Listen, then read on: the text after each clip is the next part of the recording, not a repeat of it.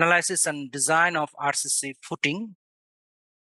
দুইটা শব্দ আছে, একটা হলো ফুটিং, একটা ফাউন্ডেশন। সো অনেক সময় কনফিউজড হয়ে যায় মানুষ যে ফুটিং অর্থ কি, ফাউন্ডেশন অর্থ কি। ফাউন্ডেশনটা হচ্ছে পুরো সিস্টেমটাকে মিন করে, যে কোনো কোনো জায়গায় দেখা যায় যে সিঙ্গেল ফুটিং আছে কিছু, আবার কিছু জায়গায় পাইলিংও আছে। এটা আছে, অনেক জায়গায় থাকে যে পাইলিং লাগতেছে এমন একই জায়গায় কিছুটা দূরে গেলে দেখা গেলো পাইলিং লাগতেছে, আবার কোনো জায়গায় পাইলিং লাগতেছে না। তো এখানে কিন্তু ফাউন্ডেশনটা মিক্সড ফাউন্ডেশন। সিঙ্গেল ফুটিং এটা হচ্ছে তোমাদের শ্যালো ফাউন্ডেশন, আর পাইল হচ্ছে ডিপ ফাউন্ডেশন।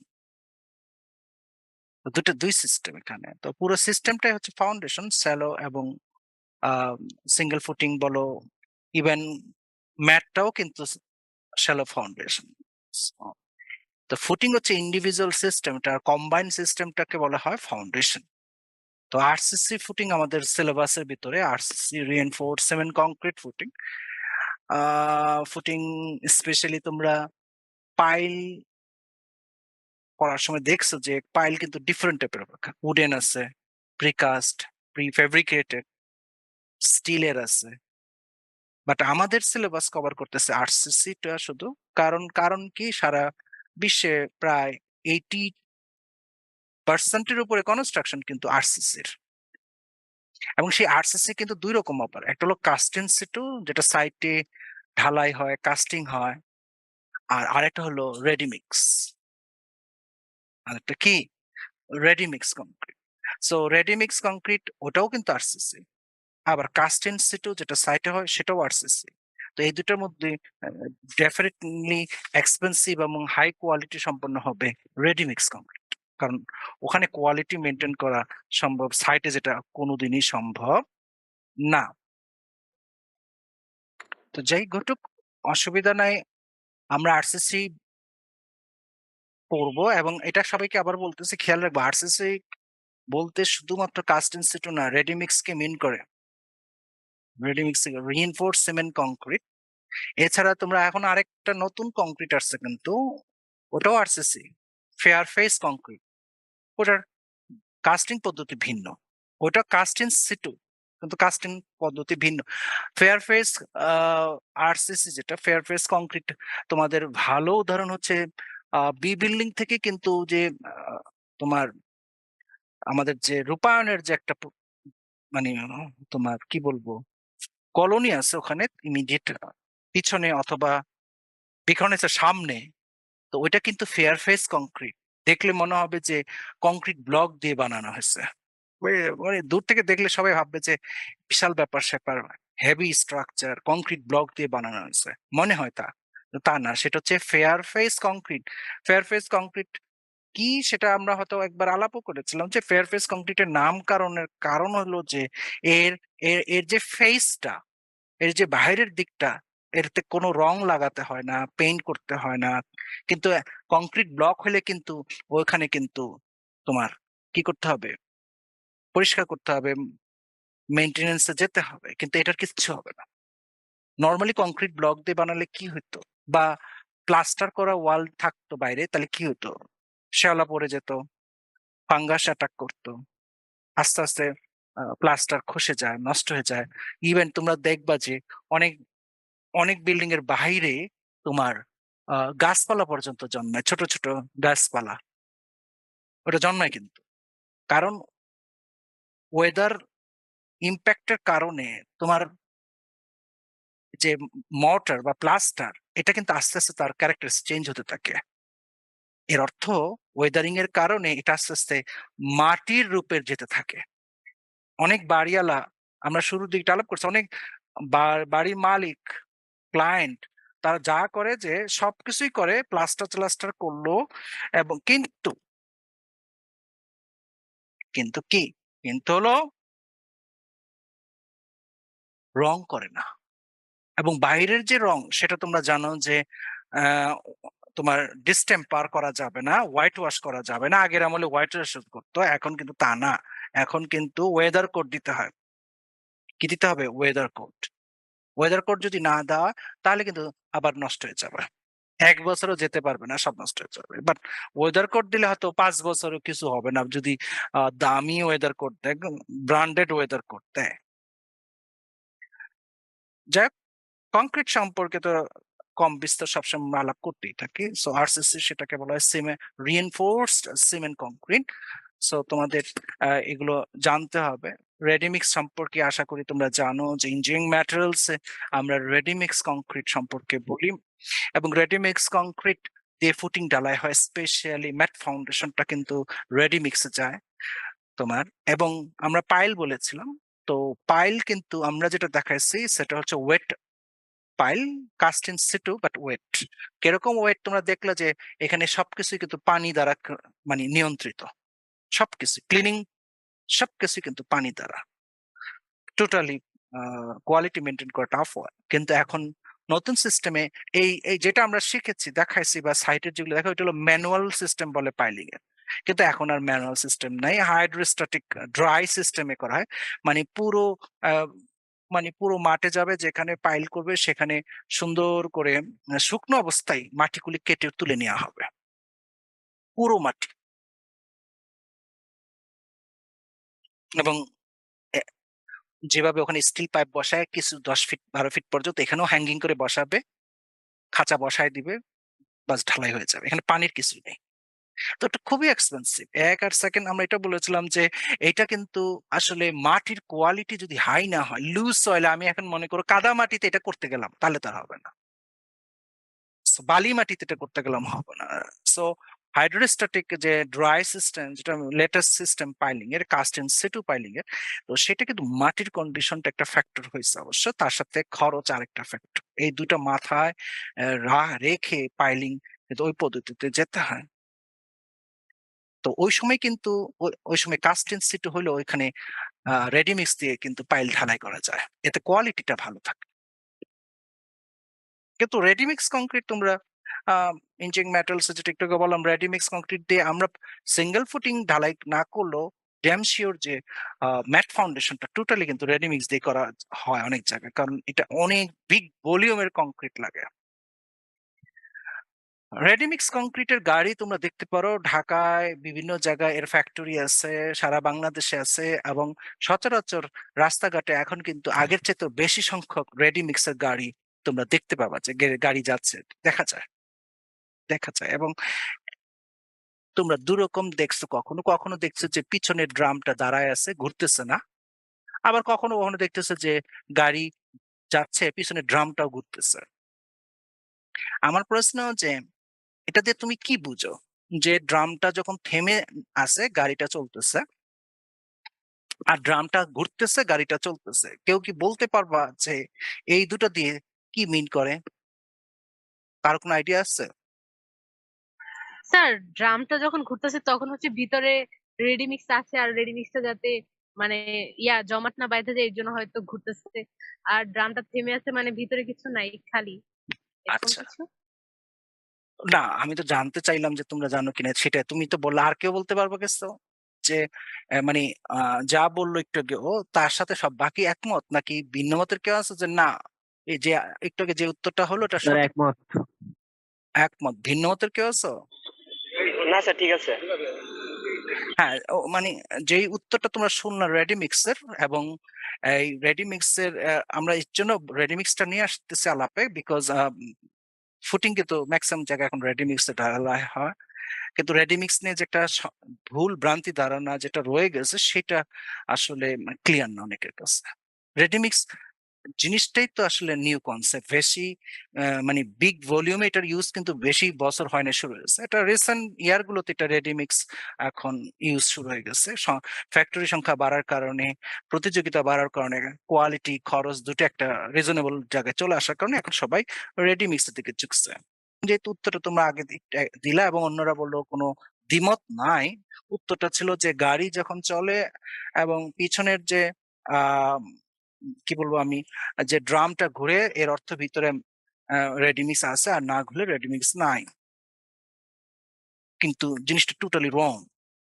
এই হত উত্তর শুনে তুমি তোমাদের আক্কেল গ্রুম হওয়ার কথা বলে স্যার কি বললো, এটাই তো হওয়ার কথা, যে এটা আমরা জানি বা সবাই বলে, এটাই তো, এটা তো স্বাভাবিক সেন্সে তাই হওয়ার কথা যে যে ভিতরে পিছনে একটা ঘুরতেছে তার মানে আছে, আর থেমে আছে মানে কাজ শেষে ফ্যাক্টরির দিকে চলে যাচ্ছে। আসলে জিনিসটা টোটালি রং। স্যার এটা তো কখনো থামে না, ঘুরতেই থাকে অল টাইম। বললাম তো, তুমি তুমি যেই যাই দেখতেছো, কখনো গাড়ি ঘুরতেছে, ঘুরতে এসে আবার কোনোটা থেমে আছে, এরকম যেগুলি আমরা বলতেছি সেটি উত্তরটা কিন্তু ভুল। যে আমরা স্টুডেন্টরা যা জানতেছে যে জিনিসটা, ওইটা কিন্তু ভুল।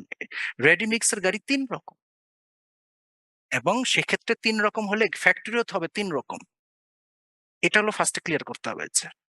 এখন আমি সাইটে মনে খুব খায়েশ হলো রেডিমিক্স দিয়ে ঢালাই দিব, and আমাকে আমাকে ফ্যাক্টরির সাথে যোগাযোগ করতে হবে। এখন রেডিমিক্স কোন ফ্যাক্টরির সাথে যোগাযোগ করবো? ফ্যাক্টরি তো 3 রকম। এক, সেকেন্ড, যারা ফ্যাক্টরিতে বসে আছে তাদেরও জানতে হবে যে তাদের ফ্যাক্টরিতে কি ধরনের রেডিমিক্স হচ্ছে, তারা কোন গাড়িটা নিবে, যে গাড়ি ঘুরতেছে না যে গাড়ি থেমে আছে। দুটাতে কিন্তু দুটাতে কিন্তু রেডিমিক্স আছে, যেটা থেমে আছে তার ভিতরেও আছে, যেটা ঘুরতেছে তার ভিতরেও আছে। ঠিক আছে?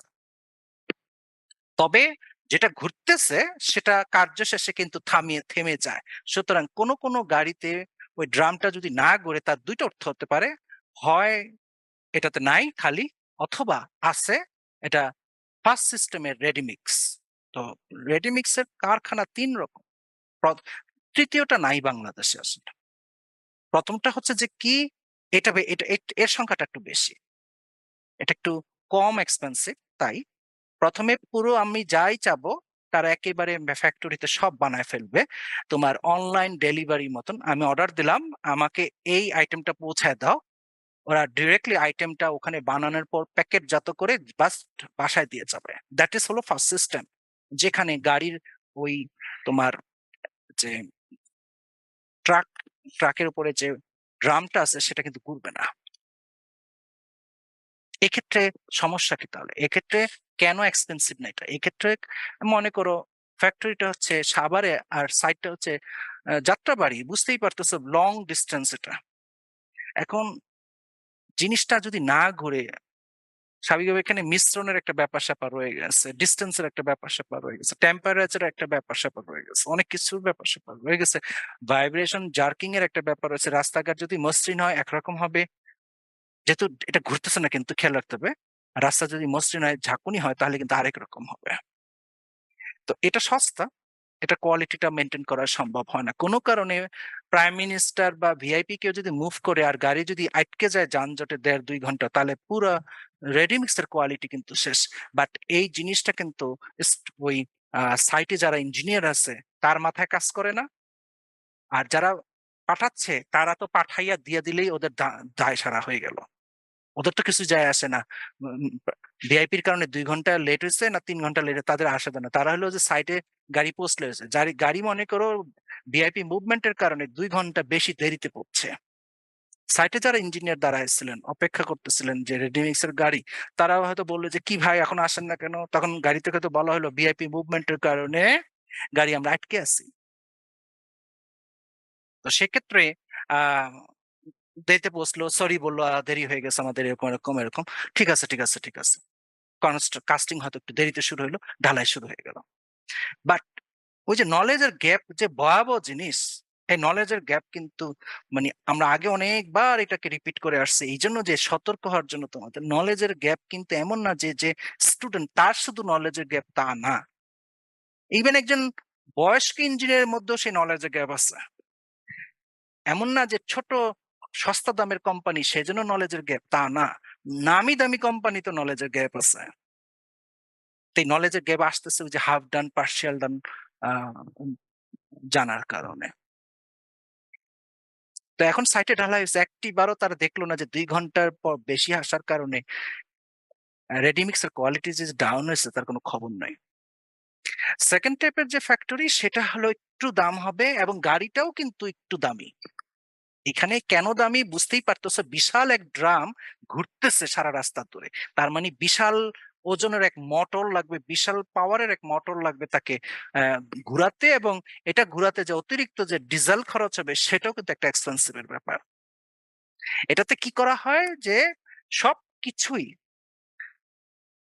একসাথে ঢালাই না করে পার্শিয়ালি ম্যাটেরিয়ালস গুলো ভরে দেওয়া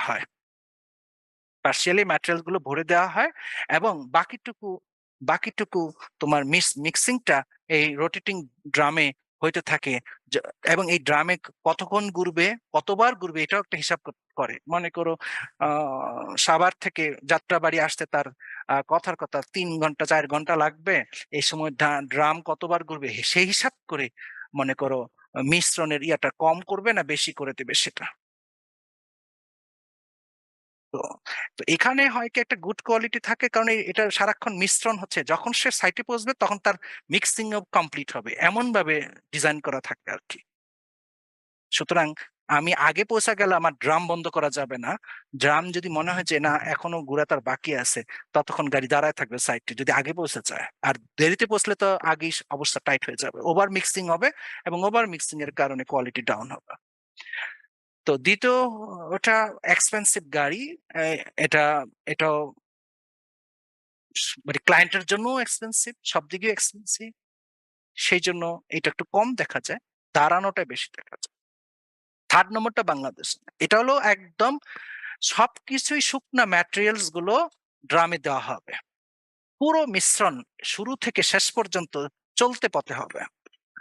এর আগেরটা ছিল কি পার্শিয়ালি করে দেওয়া হবে, এই পার্শিয়ালিটি কতটুকু কম করে দেওয়া হবে না বেশি করে দেওয়া, এটা ডিস্টেন্সের উপরে নির্ভর করতেছে। ওই যে বললাম সাভার থেকে যাত্রাবাড়ি পৌঁছতে তার সময় বিশাল লাগবে, এখানে হয়তো এই পার্শিয়াল মিশ্রণটা খুব কম করা হবে, বাকি সব মিশ্রণ যা অন দা ওয়েতে হবে ঘুরতে ঘুরতে।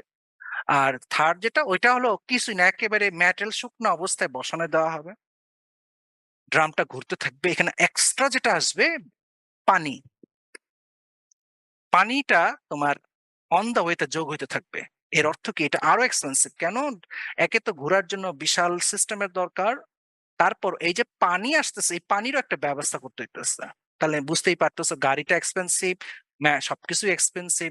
এটা এটা নাই বাংলাদেশে, আসলে বাংলাদেশে এটা নাই। তবে সবচেয়ে বেস্ট কোয়ালিটি যেটা থার্ড নাম্বারটা, তার চেয়ে কম কোয়ালিটি সেকেন্ড, আর ফার্স্ট একদম সস্তা এবং কোয়ালিটি কিন্তু মেনটেন করা সম্ভব হয় না। সেজন্য রেডিমিক্স ইউজ করার পরও অনেক জায়গায় আমরা দেখছি যে কলাম, বিম বা অনেক কিছু ফেটে গেছে। কেন ফেটে গেছে?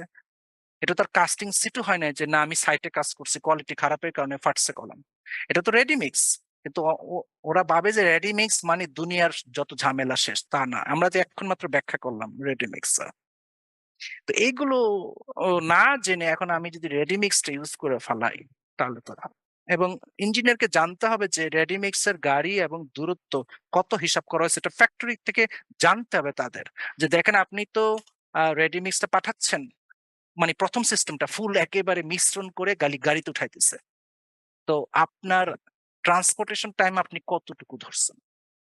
ওরা বলে দেখেন আপনার এখানে যে অ্যাডমিকচারটা দেওয়া আছে এটা আপনার 2 ঘন্টার মধ্যে পৌঁছতে হবে আপনার সাইটে। আর যদি ইঞ্জিনিয়ারের মাথায় এই ধরনের কোনো নলেজ না থাকে, যেচে সে কোম্পানি কিন্তু এই সমস্ত তথ্য দিবে না, কারণ সে জানে ঝামেলায় পড়তে পারে। বললো 2 ঘন্টার জন্য, পড়ছে 4 ঘন্টা পরে, তখন তো ও সাইটের ইঞ্জিনিয়ার বলবে আপনি তো 2 ঘন্টার কথা বলছেন, এখন তো ভিআইপি মুভমেন্টের জন্য তো 1.5 ঘন্টা লেটে আসছে, কোয়ালিটি তো ডাউন হয়ে গেছে। ঠিক এরকম অনেক রকম ফ্যাক্টর রয়ে গেছে, তো ইঞ্জিনিয়ারকে আসলে সব জানতে হয়। সো এই হলো রেডিমিক্স এর একটা শর্ট ডেসক্রিপশন দিলাম, কারণ আমরা ফুটিং এ ঢুকতেছি, ওখানে রেডিমিক্স এবং ঢাকার অনেক সাইডে হয়, ইভেন সিঙ্গেল ফুটিংও হয়। টাকা যদি তোমার থাকে তাহলে হোয়াই নট কোয়ালিটি? টাকা আছে তো কোয়ালিটি নিতে কোনো সমস্যা নাই। তো সেই ক্ষেত্রে কোয়ালিটি মেনটেন করতে গিয়ে অনেকে রেডিমিক্স ইউজ করে, বাট রেডিমিক্স নিয়ে যে ব্যাপারটা একটু আগে আমরা বললাম, ইভেন নট অনলি ফুটিং, এখন কিন্তু কলাম, বিম সবকিছুই অনেক জায়গায় টাকা যেখানে বেশি আছে, এফসি প্রাইম মনে করো 4,000, এফসি প্রাইম মনে করো 5,000, 4,000 5,000 পিএসআই কংক্রিট কিন্তু সাইটে কখনোই ঢালাই করে পাওয়া যায় না। 3,000 কংক্রিট এফসি প্রাইম মানে কম্প্রেসিভ স্ট্রেংথ যদি 3,000 পিএসআই হয়, আমি যদি সাইটে ঢালাই দিতে যাই 3,000টাও কিন্তু মেনটেন করা সম্ভব হয় না, টাফ আসলে। সেক্ষেত্রে আমার কংক্রিট ডিজাইনার কনসালটেন্ট যদি 4,000 পিএসআই কংক্রিট দিয়ে ডিজাইন করে দেয়, তখন কিন্তু রেডিমিক্স ইউজ না করা ছাড়া কোনো উপায় নেই। সেই জন্য অনেক সাইটে কিন্তু রেডিমিক্স ইউজ হয়, এবং সেক্ষেত্রে রেডিমিক্স সম্পর্কে ধারণা তোমাদের আগেই থাকার কথা। এবং তার সাথে আমি শুধু আজকে কিছু অংশ যোগ করে দিলাম যে কি অবস্থা গাড়ির। আমি আশা করি তোমাদের এখন থেকে আর সেই ভুলটা থাকবে না যে গাড়ি দাঁড়িয়ে আছে, ড্রাম রোটেটিং ড্রাম দাঁড়িয়ে আছে, তার অর্থ এ দুইটা, হয় সে মানে ফুল বাট নিয়ে যাচ্ছে, আরে হয় সে তোমার খালি অবস্থায় যাচ্ছে। এটা এটা আশা করি আর ভুল হবে না। এবং তোমরা আজকে থেকে ভালো করে খেয়াল করবা যে এই ড্রাম গুলো দাঁড়িয়ে আছে আর যেটা ড্রাম গুলো রোটেটিং ড্রাম যেটা ঘুরতেছে, দুটার সিস্টেম কিন্তু আজকে থেকে নজরে পড়বে তোমার যে আসলেও কিন্তু দুইটা একরকম না। দুটার যে রোটেটিং ড্রাম একই অ্যাঙ্গেল বা পজিশনে বসানো না। এটা এখন থেকে তোমাদের চোখে পড়বে, আগে পড়ে নেই, আগে তো সবকিছু এক লাখ। তো যাই হোক, আমরা এখন ফুটিং এই সম্পর্কে কিছু রেইনফোর্সমেন্ট অ্যারেঞ্জমেন্টের তথ্য দিব ফার্স্টে, অ্যাজ ওয়েল যেগুলো আগে আমরা করে আসছি। এবং এখানেও তোমরা কিছু ভয়াবহ ইনফরমেশনের সম্মুখীন হবে স্বাভাবিকভাবে। তো আমরা একটু দেখি যে সেই ভয়াবহ ইনফরমেশন গুলো সাইট থেকে নেওয়া আসলে কি কি।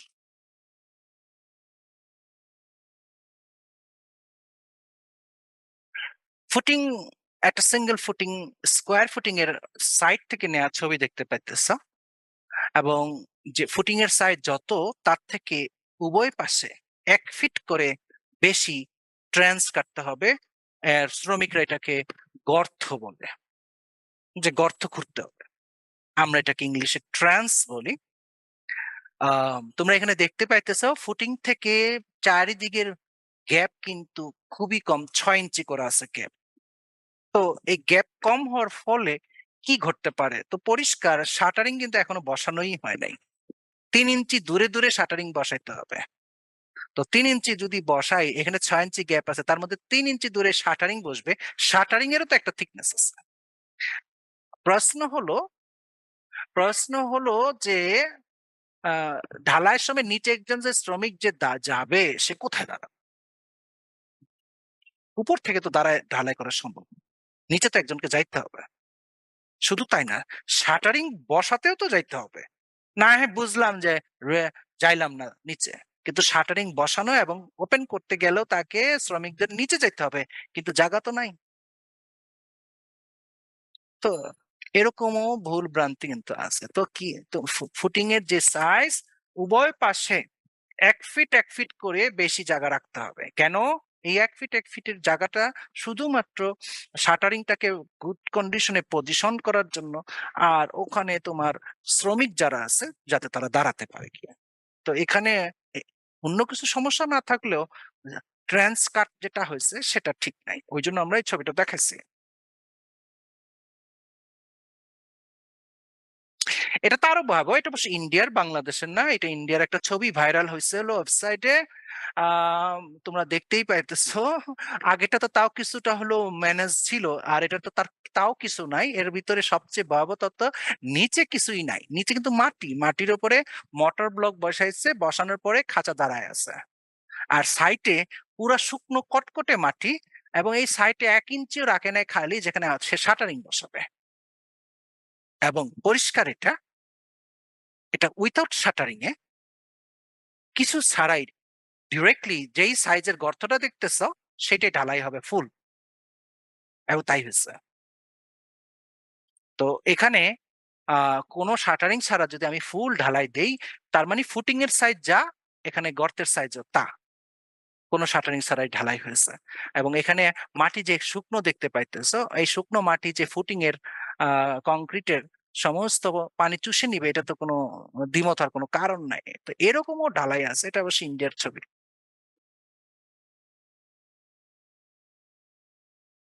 এবং আরেকটা যে ভুল আছে, দেখো তোমরা, ভুল যেটা, এটা তো একটা হাজারো ভুলের মধ্যে একটা ভুল, সাইটের ভুল। তার মধ্যে মেজর ভুলের মধ্যে প্রথম নাম্বার ভুলটাই হচ্ছে রেইনফোর্সমেন্ট। যখন ফুটিংটা রেক্টেঙ্গুলার শেপের হয়, তখন যে নিচে যে রেইনফোর্সমেন্ট কেস, তার একটা লং ডিরেকশন হবে, একটা শর্ট ডিরেকশন হবে। তোমরা এখানে যদি দেখো শর্ট ডিরেকশনটা নিচে বসে আছে, লংটা উপরে বসে আছে। তো সেক্ষেত্রে স্ল্যাবে তোমার লংটা উপরে, শর্টটা নিচে বসে। এখন ওই যে একটা কনসেপ্ট মাথায় ঢুকছে, সেটা আবার ফুটিংও মারে সে। এখানে মারছে দেখো, শর্টটা নিচে, লংটা। তো নলেজ গ্যাপটা কোথায়? নলেজ গ্যাপটা হলো যে নলেজে কি আছে, যে নলেজে আছে যে দেখো ছোটটা নিচে বসাও, বড়টা উপরে বসাও, কেন? বানতে সুবিধা হবে, বানতে সুবিধা হবে। এটা ডেফিনেটলি পয়েন্টটা ঠিক, বানতে সুবিধা হয়, পয়েন্টটা কিন্তু ঠিক, বানতে কিন্তু বানতে সুবিধা হয়, শ্রমিকের সুবিধা হয়, ইঞ্জিনিয়ারের লাভ হয়, এগুলিতে তার আরসিসি চলবে না। আরসিসি চলে তার নিজস্ব গতিতে, আরসিসি চলে তার ডিজাইন রিকোয়ারমেন্টের উপর। তো তো এখানে সুবিধার ইজ ওকে, কিন্তু এখানে সুবিধা দিয়ে হবে না, ডিফ্লেকশন দিয়ে প্রশ্ন। এখানে ডিফ্লেকশন দিয়ে প্রশ্ন, ফুটিং এ লং ডিরেকশনে ডিফ্লেকশন বেশি, শর্টে কম। সেই জন্য লংটা নিচে বসবে, শর্টটা উপরে বসবে। এবং এটা আমার মুখে বলতে হবে না, তোমরা নিজেরা জাস্ট এটা চিন্তা করো, লম্বা একটা রেক্টেঙ্গুলার শেপকে ইমাজিন করো এবং উপর থেকে আঙ্গুল দিয়ে সেইটার উপর একটা চাপ দাও, দেখবা লম্বা দিকেই বাঁকবে। কেন লম্বা দিকে বাঁকবে? এখন তুমি আমাকে প্রশ্ন করবা তার স্ল্যাবে তাহলে হলো না কেন? স্ল্যাবেও তো এরকম একটা রেক্টেঙ্গুলার স্ল্যাব, ওইটা তাহলে শর্টের ডিফ্লেকশন বেশি, লং কম। আর এখানেও মনে করো ফুটিং এর সাইজ, এটা মনে করো কথার কথা 10 ফিট বাই কি, মনে করো জাস্ট মনে করো 10 ফিট বাই 20 ফিট। এমন অনেক স্ল্যাব আছে যে 10 ফিট বাই 20 ফিট বিমের উপর বসানো। ওইখানে কি করা হলো, শর্টটা নিচে, লংটা উপরে। কিন্তু আর ফুটিং এসে কি করা হলো, একই সাইজ, কিন্তু ফুটিং এ কি লংটা নিচে, শর্টটা উপরে দিতে বলা হইতেছে। প্রশ্ন কেন? কেন? যে ডিফ্লেকশন। খেয়াল করে দেখো, স্ল্যাব কার উপর বসছে? বিমের উপরে, বিমের উপরে বসছে। তোমরা নিজেরাই বলো। এখন মনে করো তুমি নদীতে যদি বা সমুদ্রে যদি নৌকা, জাহাজ উল্টে যায়, মানুষ কিন্তু নিকটবর্তী তীরের দিকে ধাপিত হবে, দূরবর্তী না কিন্তু। তো এখানেও তাই, যে স্ল্যাবের লোড যখন সেন্টারে চলে আসে, তখন সে নিকটবর্তী সাপোর্টের দিকে যাবে, কারণ সে নিকটবর্তী সাপোর্টকে সে ফিল করবে ফার্স্টেই। তো সেই জন্য লোডটা, মেজর লোড নিকটবর্তী সাপোর্ট মানে শর্ট ডিরেকশনের দিকে ধাপিত হয়। যখন একটা দুইটা শাখা আছে, একটা শাখা দিয়ে যদি বেশি লোক পার হয়, ডেফিনেটলি এখানে ডিফ্লেকশনটা বেশি হবে। তো ওইটাই ঘটে, শর্ট ডিরেকশনে তখন ডিফ্লেকশনটা বেশি হয়ে যায়। ওই জন্য আমরা ওখানে শর্ট ডিরেকশনের বার নিচে, লংটা উপরে দিই। ফুটিং এ তো তা না, ফুটিং এ তো চারিদিকে কোনো বিম নাই, দুই সব পুরাটাই মাটির উপর বসানো। সুতরাং এখন পরিষ্কার, চাপ দাও, ডেফিনেটলি লং এর দিকে সে ডিফ্লেক্টেড হয়ে যাবে। ওই সেন্সে লংটা বসানোর কথা। এবং এটা হচ্ছে $1,000,000 একটা ভুল। কেন? আশ্চর্য হলো সত্যি, মেজর সংখ্যক সাইটে ভুলটা আছে। এটা না হয় বিদেশি সাইটেও, কিন্তু বিদেশেও যে তার মানে ছাড় দেয় নাই নলেজের গ্যাপ, সেটা তো তার প্রমাণ দেখতেই পাইতেছে এই ছবিতে। এটা তো বাংলাদেশের না, এটা বিদেশের, India. So knowledge is a very power, এবং ওইখানে গ্যাপ সৃষ্টি হলেই তার দায়ভারটা কিন্তু কংক্রিট হয়ে চলে আসে। এখানে এই নিচের শর্টটা দেওয়ার কারণে এখন ডিফ্লেকশন যদি লং এর দিকে হয়, আমি যে যে আমরা এটা বলেছিলাম, দুইজনের মধ্যে একজন হলো 10 বছরের কিশোর, আর আরেকজন হচ্ছে 25 বছরের যুবক। আম পাড়তে গিয়ে ডেফিনেটলি 10 বছরের উপরে সে 10 বছরের কিশোরের পরে পা দিয়ে দাঁড়াবে না, কাঁধে। ওকে দাঁড় করাইতে হবে 10 বছরের কিশোরকে 25 বছরের যুবকের কাঁধে। এখন লোড কে নিতে পারে বেশি, সেটা। তো এখানেও তাই, যে লং ডিরেকশনে যেহেতু বেশি লোড ট্রান্সফার হচ্ছে, তাহলে যে বেশি লোড নিবে তাকেই নিচে যেতে হবে। তো তা হয় না কিন্তু এখানে। এখানে তোমরা দেখতেই পাইতেছো যে ভুলটা হয়ে আছে, এবং এটা $1,000,000 রং একটা কনসেপ্ট। বাংলাদেশের সাইট গুলোতে এটা আরো আছে, নট অনলি এখানে। তো এগুলো আমরা বললাম যাতে তোমরা খেয়াল থাকে বলার জন্য। ওকে, আমার মনে হয় এটা দেখতে পাইতেছো। আশা করি একটা অন্য টাইপের দেখতে পাইতেছো। কেমন মনে হয়? এখানে আমার প্রশ্ন, এখানে ভুলটা কোথায়? কে বলতে পারবা? স্যার কলামের ফুটিং তো তার এটা তো সেন্টারে হয়। পুরোটাই ভুল। কলাম কলাম তো সেন্টার হওয়া উচিত, এটা সাইডে হয়েছে, এটা তো ভুল। আচ্ছা, আর কেউ, আর কি ভুল আছে? আর কে বলতে পারবা? স্যার নিচে কোনো আপনি যে সিসি আগের ঢালাই বা জায়গায় কোনো কিছু দেখছিলেন দেয় নাই স্যার, ওটাও তো ভুল আছে। কি শাটারিং দেয় নাই। একসাথে দুইজন বলো না। হ্যাঁ, নিচে শাটার আর নিচে কিছু করে নাই, ডাইরেক্টলি মাটির উপর বসাইছে, করে নাই। শাটারিং দেয় নাই। আর কি আছে ভুল?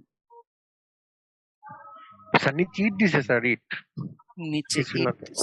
নিচে ইট হবে না কোনোদিনই, এটা ঠিক আছে যে নিচে কোনোদিনই ইট দেওয়া যাবে না। বাট এটা এটা ঢাকার সাইটের ছবি, পরিষ্কার ঢাকার সাইটের, সরি এটা বাংলাদেশের ছবি, ঢাকার না অবশ্য।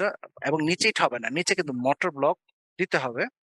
এবং নিচে আমরা পাইল ক্যাপের কথা যেভাবে শিখাইছি যে আগে 3 ইঞ্চি ব্রিক ডালাই, sorry brick flat soling and then 3 inch CC ডালাই, তারপর গিয়ে তোমার 3 ইঞ্চি কভারিং এর মোটর ব্লক বসাতে হবে। এরপরে কি দিতে হবে? খাঁচা বসাইতে হবে। এখানে তার কিছুই হয়নি, মাটির উপরেই বালি আগে মাটির উপরে কি করলো, মাটিটাকে কম্প্যাক্ট করলো এবং তার উপরে বালি ছিটাই দিল, ছিটানোর পরে ব্রিক বসানোর পরে খাঁচা বসাই দিছে। সাইড দিয়ে হয়তো শাটারিংটা জায়গা রাখে না, কিছুই জায়গা রাখে না, মানে কোনো জায়গাই নেই শাটারিং এর। এটা একটা ভুল। স্যার এটা পুরোটাই ভুল স্যার, এই জন্য। পুরো না, পুরো ভুল না। ওই জন্য তো জিজ্ঞেস করলাম যে এই ভুলটা কোথায়। আসলে যা বলছি সেগুলো তো ভুল, বাট একটা জিনিস কিন্তু এটা ভাইরাল, এটা কিন্তু ভাইরাল হয়েছিল ছবিটা, মানে সোশ্যাল মিডিয়াতে ভাইরাল হয়েছে। বাংলাদেশের এক সাইটে দেখতেই পাইতেছে একজন শ্রমিক কাজ করতেছে এবং আহ বেশি দূরে দূরে না, ঘন ঘন ফাউন্ডেশনটা ঘন ঘন করা, সিস্টেমে করা, একেবারে ঘন ঘন। ওই পাশে দেখতে পাচ্ছ, পাশে আরেকটা হয়ে আছে, আরো দুইটা পাশাপাশি। বাট এটার একটা মানে পজিটিভ একটা পয়েন্ট রয়ে গেছে। ভাইরাল হওয়ার পর সবাই কিন্তু, তোমরা যেরকম ভাবে নর্মাল সেন্সে, but it is okay because তোমরা এখন স্টুডেন্ট, ফুটিং পড়ো নাই, আজকে ফুটিং পড়তেছো। এবং যেমন রেডিমিক্স নিয়ে যেটা বলছি, যেমন আজকে থেকে আর সেই ভুলটা হবে না যে বানো, আজকে থেকে ফুটিং এর এই যে এরকম ছবিতেও আর ভুল হবে না। কিন্তু ভাইরাল হওয়ার পর তোমার, এবং এই ভাইরাল ছবিটা হচ্ছে ইঞ্জিনিয়ারিং এর, মানে অনেক গ্রুপ আছে, ফেসবুকের গ্রুপ আছে, সোশ্যাল মিডিয়াতে অনেক গ্রুপ আছে, ইঞ্জিনিয়ারদের গ্রুপ থাকে। তো ওরকম একটা গ্রুপ এটা ভাইরাল হয়েছে এবং অনেক জায়গায় ভাইরাল হয়েছে। সব যে ইঞ্জিনিয়ারিং গ্রুপে ভাইরাল হয়েছে ওখানে সবাই কিন্তু diploma engineer, bachelor engineer, fresh engineer, বুড়া ইঞ্জিনিয়ার, জোয়ান ইঞ্জিনিয়ার, স্টুডেন্ট ইঞ্জিনিয়ার, সব মিশানো জায়গা খিচুড়ি করা গ্রুপ এটা। ভাইরাল হওয়ার পর মানে প্রথম তো তোমরা তো বললা যে ব্রিক দিছে, এই নাই সেই নাই, ওইটা না তো। ওগুলি কোনো কেউ কিছু বলেও নাই, কারণ কি ওগুলি ঠিক আছে তাদের দৃষ্টিতে, ওগুলো ঠিক আছে, কারণ এগুলো হয়, যেটা আমরা একটু আগে দেখালাম, লংটা উপরে শর্টটা নিচে, ওটা দেখলেও কেউ বলবে না ভুল আছে, কারণ ওইটা হয়, মেজর সাইড গুলিতে হয়। আমরা আগেই বলেছি মাইনাসে মাইনাসে প্লাস আছে একটা, আর প্লাসে প্লাসে মাইনাস প্লাস আছে। এখন মেজর অংশ কিন্তু মাইনাসে মাইনাসে প্লাস, তখন সে ভাবে যে তার নলেজ বাড়তেছে, সাইটে জব করতেছে। একদল তো বলে, দেখো সারা জীবন তো পড়লা, এখন পড়াশোনা শেষ করার সাথে সাথে তোমরা সাইটে যাবা কেন? হাতে কলমে নলেজ হবে, নলেজ বাড়বে। এটা দুইটা দিক হইতে পারে, হয় মাইনাসে মাইনাসে প্লাস হয়ে নলেজ বাড়তে পারে, অথবা তোমার ভাগ্য যদি ভালো থাকে, জিনুইন সেটে গেলা যেখানে 100% কোড ফলো হয়েছে। বাংলা বা ঢাকার অনেক সাইটে আছে যে এক চুল চেরা ভাবে কোড ফলো করা হয়, নাম করা অনেক কোম্পানি আছে, হাতে গোনা কয়েকটা। ওই রকম একটা সাইটে মানে লাকিলি তোমার জব হয়ে গেছে, সেটাতে নলেজ হবে প্লাসে প্লাসে প্লাস। কিন্তু ওগুলি তো স্বপ্নের ব্যাপার, ভাগ্যের ব্যাপার ওই রকম সাইটে চান্স পাওয়া। মেজর সাইট গুলো তো অলিতে গলিতে, বাড়ির আশেপাশে রাস্তার অলিতে গলিতে হাজারো বিল্ডিং দাঁড়াচ্ছে। কালকে মাটি পড়ে রয়েছে, 1 মাস পরে মাটি সব ঠিকঠাক করে বিল্ডিং বানানো শুরু করতেছে। ওই সমস্ত সাইটে কিন্তু এন্ট্রিটা যত ইজি, সংখ্যা তত বেশি, সেজন্য অনেক হয়, সেখানে নলেজটা কিন্তু মাইনাসে মাইনাসে প্লাস। তো স্বাভাবিকভাবে ভুলটা বেশি দেখলে হয় কি, একটা কথা মিথ্যা কথা 10 জন বললে জানো এটা সত্য মনে হয়, আর একটা সত্য কথা একজন বললে মিথ্যা মনে হবে। এখানে যে ভুলগুলো দেখলা একটু আগে তোমরা বললা, এগুলি কিন্তু তাদের কাছে ভুল না, চোখে পড়ে না। সমস্যাটা হলো কলামটাকে নেওয়া। খেয়াল করছো কিনা কলাম এক সাইডে, এখন এক সাইডে কলাম হওয়ার কারণে মেজর রিমার্কের মধ্যে যেটা আসছে যে এরকম মিস্ত্রি দিয়ে করালে কিন্তু এরকমই হয়। এটা তো তোমরা জানো যে একটা কমন ডায়ালগ পাইছে মানুষ, কি পাইছে যে মিস্ত্রি দিয়ে করালেই এরকম হয়, যদি একটা বিল্ডিং ভাঙে তখন রিমার্ক আসে এরকমই হয়, ইঞ্জিনিয়ার পর ভরসা না করে মিস্ত্রি দিয়ে করালে এরকমই হয়। 2 টাকা বাঁচাতে গিয়ে মিস্ত্রির উপর নির্ভর করে 2 লক্ষ টাকা খরচ করলে এরকমই হয়। মানে এই জাতীয় রিমার্ক চলে আসে এখানে, মিস্ত্রিকে নিয়ে আসা হয় সামনের লাইমলাইটে। আর বিল্ডিং যদি না ভাঙে তখন বলে এটা আমার হাতে করা, এটা আমার ডিজাইন করা বিল্ডিং, এটা আমার শেষ করা প্রজেক্ট, ছবি ছবি মারা শুরু করে। আর ওই প্রজেক্টে যদি কিছু ভাঙে তখন বলবে যে মিস্ত্রিতে করালে এরকম হয়। আজব চরিত্র আমাদের।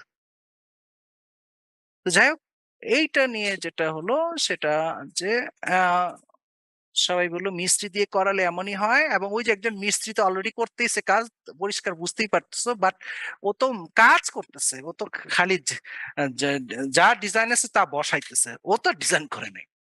কিন্তু সমস্যাটা এমন হয়ে যায়, বলে যে মিস্ত্রি দিয়ে করালে এমন হয়। আর মিস্ত্রি দিয়ে কি করালে এটা আবার বলেন, ডিজাইন করাইলে না সাইটে কাজ করাইলে? তো সাইটে তো মিস্ত্রিটাই করে, লেবাররা করে, ইঞ্জিনিয়ার তার করে না।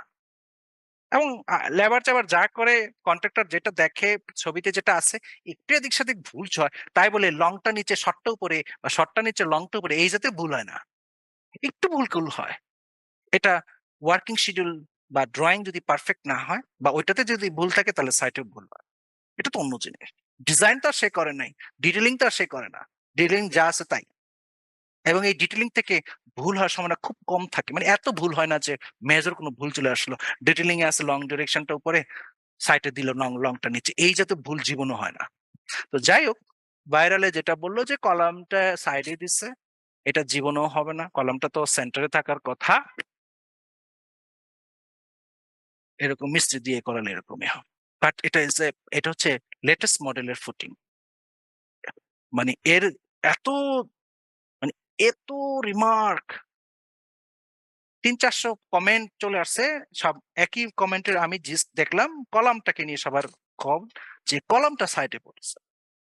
কিন্তু এতগুলো রিমার্কের উপরে একটাই উত্তর কিন্তু সব বন্ধ করে দিচ্ছে, এটা হচ্ছে লেটেস্ট মডেলের ফুটিং, এসেন্ট্রিক ফুটিং বলা হয় এটাকে। এবং এই সেন্ট্রিক ফুটিং শুধুমাত্র কর্নার কলাম এবং এক্সটেরিয়র কলাম, এখানে এক্সটেরিয়র দেখতে পাচ্ছ রাস্তার সামনে, তো এক্সটেরিয়র কলাম গুলোতে দেওয়া হয়। আহ বাধ্য হয়ে দিতে অনেক সময়, কারণ কর্নার কলামে তো অনেক সময় ফুটিং এর বেস করার জায়গা থাকে না, কারণ এটা যদি সে সেটব্যাক রুল না মানে, অথবা কর্নার কলামের ফুটিং এর সাইজ যদি বড় হয়ে যায়, দেখা হলো বেসটা আরেকজনের লোকেশনে চলে যাইতেছে, সেই ক্ষেত্রে ইসেন্ট্রিক ফুটিং ছাড়া কোনো উপায় নাই। আরেকটা ফুটিং আছে কম্বাইন। আমরা আমরা কিন্তু সাইটের ছবি তোমাদের দেখাবো যেখানে কম্বাইন ফুটিং এর একটা ছবি আছে, এবং তখন তোমাদের আমরা বলে দিব যে কেন কম্বাইন ফুটিং এখন আর কি চলে না। তবে অনেক জায়গায় আমরা কিন্তু দেখছি যে কম্বাইন ফুটিং দিতে কেন, কারণ ওই যে বললাম তো, আমরা এখানে তোমার আমরা যদি দেখি যে কথার কথা তোমার পরিষ্কার বোঝা যাচ্ছে কলামটা যদি এদিকে পড়ে যায়, আমার ফুটিংটা যদি এদিকে হয়, তাহলে কিন্তু সে কি হবে, ইসেন্ট্রিসিটির কারণে উল্টা যাওয়ার কথা। সেই জন্য করে কি, তখন কম্বাইন ফুটিংটাকে কেমনে বানায়, তখন মনে করে আমি এই দুটাকে আমি কি করলাম, জোড়া লাগাই দিলাম, এটা কি বলে কম্বাইন ফুটিং, জাস্ট জোড়া লাগাই দিলাম। এখন কি হইতেছে যে জাস্ট একটার একটা রোটেশন আর একটা আটকাচ্ছে, এরকম একটা শেয়ারিং পজিশনে সে চলে যায়, মানে সেফ সাইডে চলে যায়। একটা সিঙ্গেল যদি এভাবে দাঁড়ায় তার চেয়ে এটা সেফ সাইড। এই জন্য তো সাইটের বা কর্নারের তোমার ফুটিং গুলোকে কম্বাইন করে দেওয়া হয়, আগের আমলে দেওয়া হয়তো। কম্বাইন ফুটিং খুবই এক্সপেন্সিভ, সেকেন্ড হচ্ছে অত্যন্ত রিস্কি, যার কোনো তোমার মানে ভবিষ্যৎ গ্যারান্টি নাই, কোয়ালিটি ঠিক রাখলেও ভবিষ্যতের গ্যারান্টি নাই। কারণ আমি আমার বিল্ডিং তার 1 বছরের জন্য বানাইনি, সেক্ষেত্রে ভবিষ্যৎ যদি গ্যারান্টি না থাকে তাহলে তো কম্বাইন ফুটিং আমি রিস্ক হয়ে যায়, কিন্তু কোনো অল্টারনেশন ছিল না। তারপর আসলো এই এসেন্ট্রিক ফুটিং এর কনসেপ্ট, এটা ভেরি লেটেস্ট মডেলের ফুটিং বলা হয়। এটা 2000-এর আশেপাশে থেকে বাংলাদেশে কয়েকটা সাইটে চালু হয় প্রথমে, এখন মোটামুটি কয়েকটা জায়গায় মাঝে মধ্যে দেখা যায়। Eccentric footing design procedure totally ভিন্ন, আমরা এখানে যে ফুটিং ডিজাইন করব তার ধার কাছ দিয়েও যাবে না। তো কম্বাইন ফুটিং নাই, এখন অনেক জায়গায় নাই। কম্বাইন্ড ফুটিং কে রিপ্লেস করে ফেলা হয়েছে ইসেন্ট্রিক ফুটিং। এখন ইঞ্জিনিয়ার যদি তোমরা অ্যাজ এ স্টুডেন্ট হিসাবে ব্যাচেলর লেভেলে কিন্তু এই লেটেস্ট মডেলের ফুটিং সম্পর্কে জেনে গেছে কিন্তু, বাট ইভেন অনেক ইঞ্জিনিয়ার আছে এই ফুটিং সম্পর্কে তাদের কোনো ধারণাই নাই এখনো। মানে ধারণা তো দূরের কথা, সে জানেই না যে এরকম ফুটিং আছে। তখনই ছবি দেখলে তখন তার চক্ষু চড়ক গাছ হয়, যে বলে যে ভয়াবহ ব্যাপার, এত বড় ভুল করলো কিভাবে, যে ফুটিংটা তো কলামটা তো এক সাইডে সরে গেছে।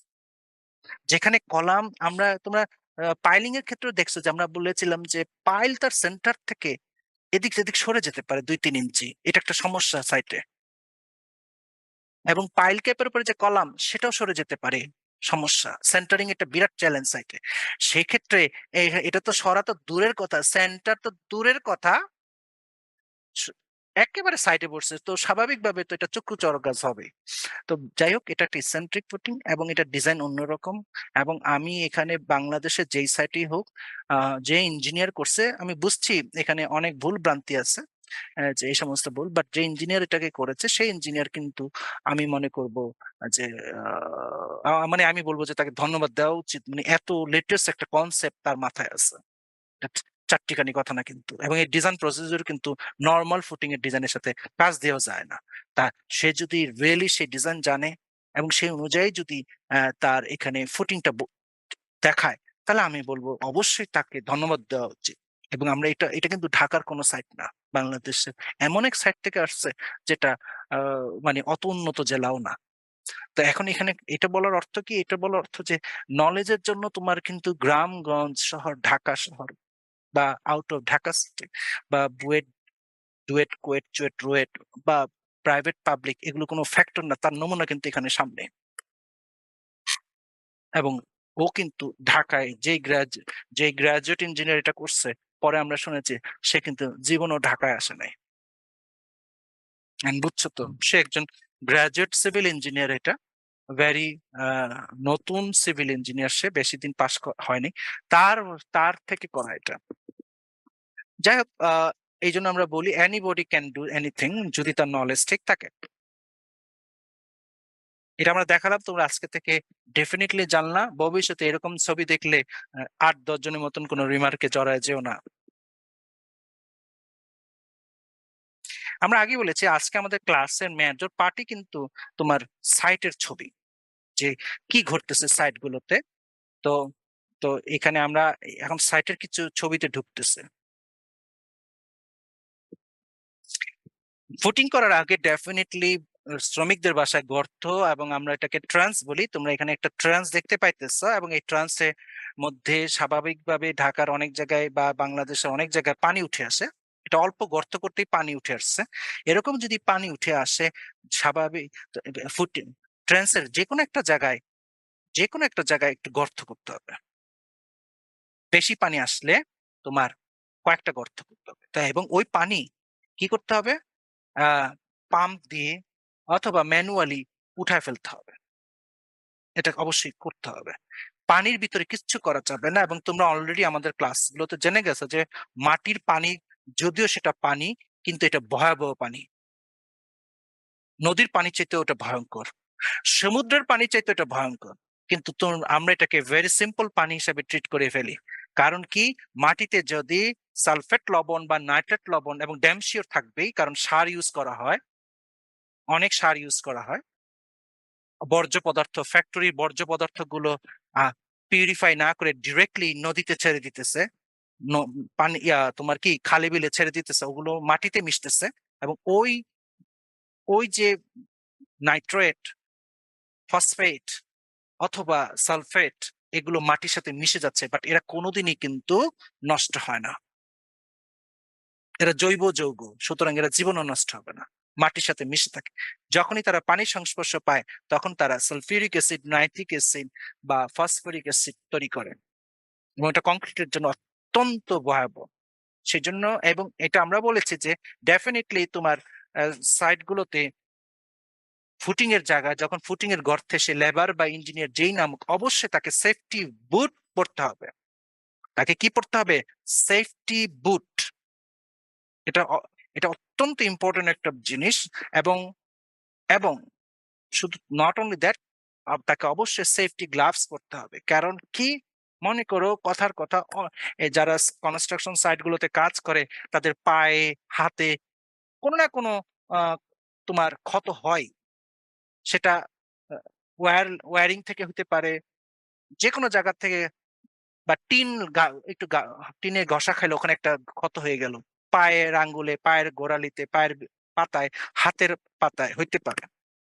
কিন্তু ভয়াবহ যে পয়েন্টটা সেটা হলো যে এই এই যে তোমার আমাদের অ্যাসিড মিশ্রিত পানি, এটা যদি সেই ক্ষত জায়গা টাচ করে, বাকিটা শরীরকে বহন করতে হবে। এখন এটা হলো সবচেয়ে ডেঞ্জারাস জিনিস।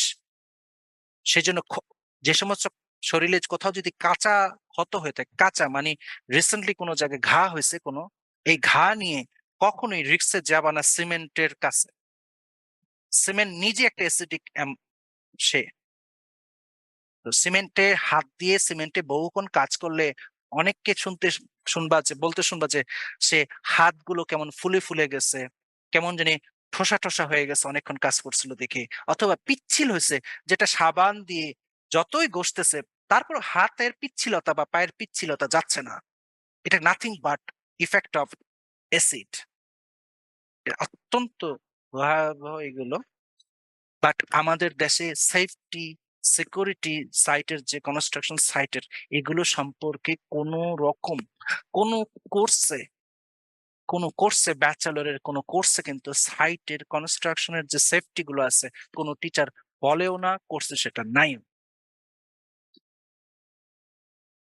তোমরা এখানে দেখতে পাইতেছো একজন ইঞ্জিনিয়ার দাঁড়ায় আছে, এবং একজন ইঞ্জিনিয়ার, আমরা আমরা যদি দেখি যে একজন ইঞ্জিনিয়ার এরকম এরকম জুতা পরে সাইটে আসছে, তার কোনো কমন সেন্স যে কতটুকু, এটা আর আর বলার অপেক্ষা রাখে না। কোন সাইটে যদি সেফটি বুট বা গ্লাভস সাপ্লাই না দেয়, তখন নিজ দায়িত্বে সেটা অ্যারেঞ্জ করাটাই যুক্তিযুক্ত হবে। ওকে, পানি ফালিয়ে দিতে হবে। পানি, যেখানে আমরা কংক্রিটের গায়ে এই পানি লাগতে দিচ্ছি না, সেক্ষেত্রে মানুষের শরীরে সেটা তো লাগা উচিতই হবে না। তো সাইটে তোমাদের যেখানে ঢালাই চলবে সেখানে কিন্তু তোমাদের মনে রাখতে হবে এই পয়েন্টটুকু।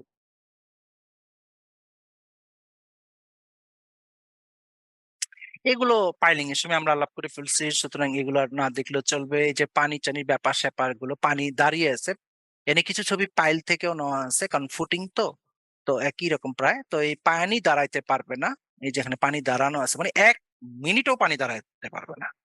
এটা হলো আসল কথা। রেইনফোর্সমেন্টের গায়ে এই অ্যাসিডিক ওয়াটারে টাচ হতে দেয়া যাবে না। কেন? বাইরে এমনি ফালা রাখলে রেইনফোর্সমেন্ট মোটেই মরিচা পড়ে না, কিন্তু এই রেইনফোর্সমেন্টে মরিচা কিন্তু মানে ট্রিপল ডাবল গতিতে কিন্তু হতে থাকে মরিচা। তো এগুলো ইঞ্জিনিয়ারকে দেখতে হবে। আমরা এখানে কিছু ছবি আছে যেটা পাইল ক্যাপের সাথে কমন, সুতরাং এগুলো আমরা আগে আলাপ করছি। এখানে এই যে this is a combined footing, তোমরা দেখতে পাচ্ছ, খুব রেয়ার কম্বাইন্ড ফুটিং এর কিন্তু ছবি পাওয়া খুব টাফ সাইট থেকে আর কি, তো খুবই রেয়ার। তো এখানে একটা কম্বাইন্ড ফুটিং রাখো হয়েছে। এটা হচ্ছে তোমার একেবারে কর্নার কলাম, এবং এই কর্নার কলাম একেবারে সাইটে পড়ছে, সুতরাং এখানে বেস বসানো টাফ হয়ে গেছে। তো একে কি করলো, ইমিডিয়েট আগের যে কলামটা আছে তার সাথে জয়েন্ট ভেঞ্চার দিয়ে ফুটিং দেওয়া হলো, এবং এটাই হয়ে গেল কি কম্বাইন্ড ফুটিং। নাও আমরা বলেছি যে কম্বাইন্ড ফুটিং কেন এখন আর চলে না, বিকজ তুমি দেখো যে এই কলাম, এখন এই কলামের সেন্টার থেকে যদি এই কলামের সেন্টার, কথার কথা, এখানে না হয় একদম লাকিলি কাছে আছে, ধরো আমার এমন একটা সিচুয়েশন হলো যা কর্নার কলাম থেকে এই কলাম মনে করো জাস্ট থিম যে 20 ফিট দূরে। এখন বুঝছো যে ঢালাইটা, এই যে ঢালাই, এই ফুটিং কত ফিট লম্বা হইতেছে, এখন সেন্টার টু সেন্টার 20 ফিট, বাকি তো আরো যোগ হবে তার সাথে, ধরো 21 ফিটই হলো। একটা 21 ফিটের লম্বা একটা ফুটিং ঢালাই হইতেছে, বিশাল এক্সপেন্সেস, অযথা। সেকেন্ড সমস্যাটা কি? সেকেন্ড সমস্যা হলো পুরো ফুটিংটাই কিন্তু মাটির উপর বসবে। এই 20 ফিট লম্বা যে ঢালাই দিলাম, এটা কারো ঘাড়ে বসবে না, মাটির উপরে বসবে। কিন্তু সয়েল টেস্ট করা হয়েছে, যাই করা হয়েছে, সেটা কিন্তু কলামকে কেন্দ্র করে, এই যে এদিকে আর এদিকে মাঝের কিন্তু কোনো খবর নাই। এখন আমি কিন্তু ঢালাই দিছি এই যে পুরা ফুটিংটা এই যে।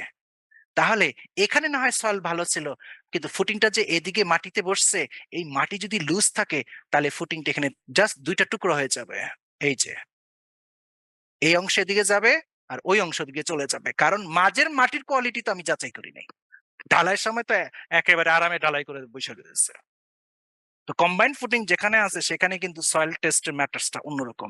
সেই জন্য সয়েল টেস্ট করলেই হবে না, ফুটিং সিস্টেমটাও আইডিয়া থাকতে হবে যে ক্লায়েন্টের ফুটিং সিস্টেমটা আমার কেমন, তো ওগুলো জানতে হবে। তো এই সেকেন্ড যে কারণটা বললাম সেটা সবচেয়ে বড় ভয়াবহ, যার ফিউচার গ্যারান্টি নাই, একেবারে 2 খণ্ড হয়ে যায় মাঝে। মাঝের যদি এই এখানকার মাটি যদি খারাপ থাকে, ফুটিংটা এই জায়গায় ডাউন হবে, স্বাভাবিকভাবে সেটেল ডাউন হবে। যখন সেটেল ডাউন হবে এটা আলাদা হয়ে যাবে, এটা আলাদা হয়ে যাবে। আর একটু আগে যে বললাম খরচ, ওটা তো আনলিমিটেড খরচ। তো এই কারণে আসলে মেইনলি 2টা কারণে হয়। এখন এখানে কি হবে, এখানে একটা ইসেন্ট্রিক ফুটিং দেওয়া হবে, ঝামেলা শেষ। এবং ইসেন্ট্রিক ফুটিং কিন্তু আশ্চর্য হলেও সত্যি যে যেমন সে ইফেক্টিভ তেমন সে এফিসিয়েন্ট, খরচ কম। কেন? তোমরা একটু আগে দেখলা তো যে আহ, এক সাইড নাই, তার একটা সাইড নাই, বাকি 2টা, তার 3টা সাইড আছে, একটা সাইড তো বাদ, এর জন্য খরচ কম।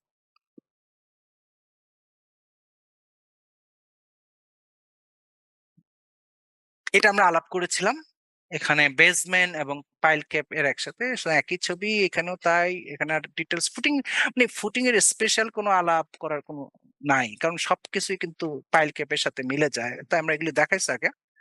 এখানে আমরা রেক্টাঙ্গুলার ফুটিং এ যাচ্ছি। ইয়েস, এটা ঢাকার সাইড থেকে তোলা, একদল শ্রমিক এবং কন্ট্রাক্টর মিলে এর তোমার সেন্টারিংটা ঠিক করতেছে।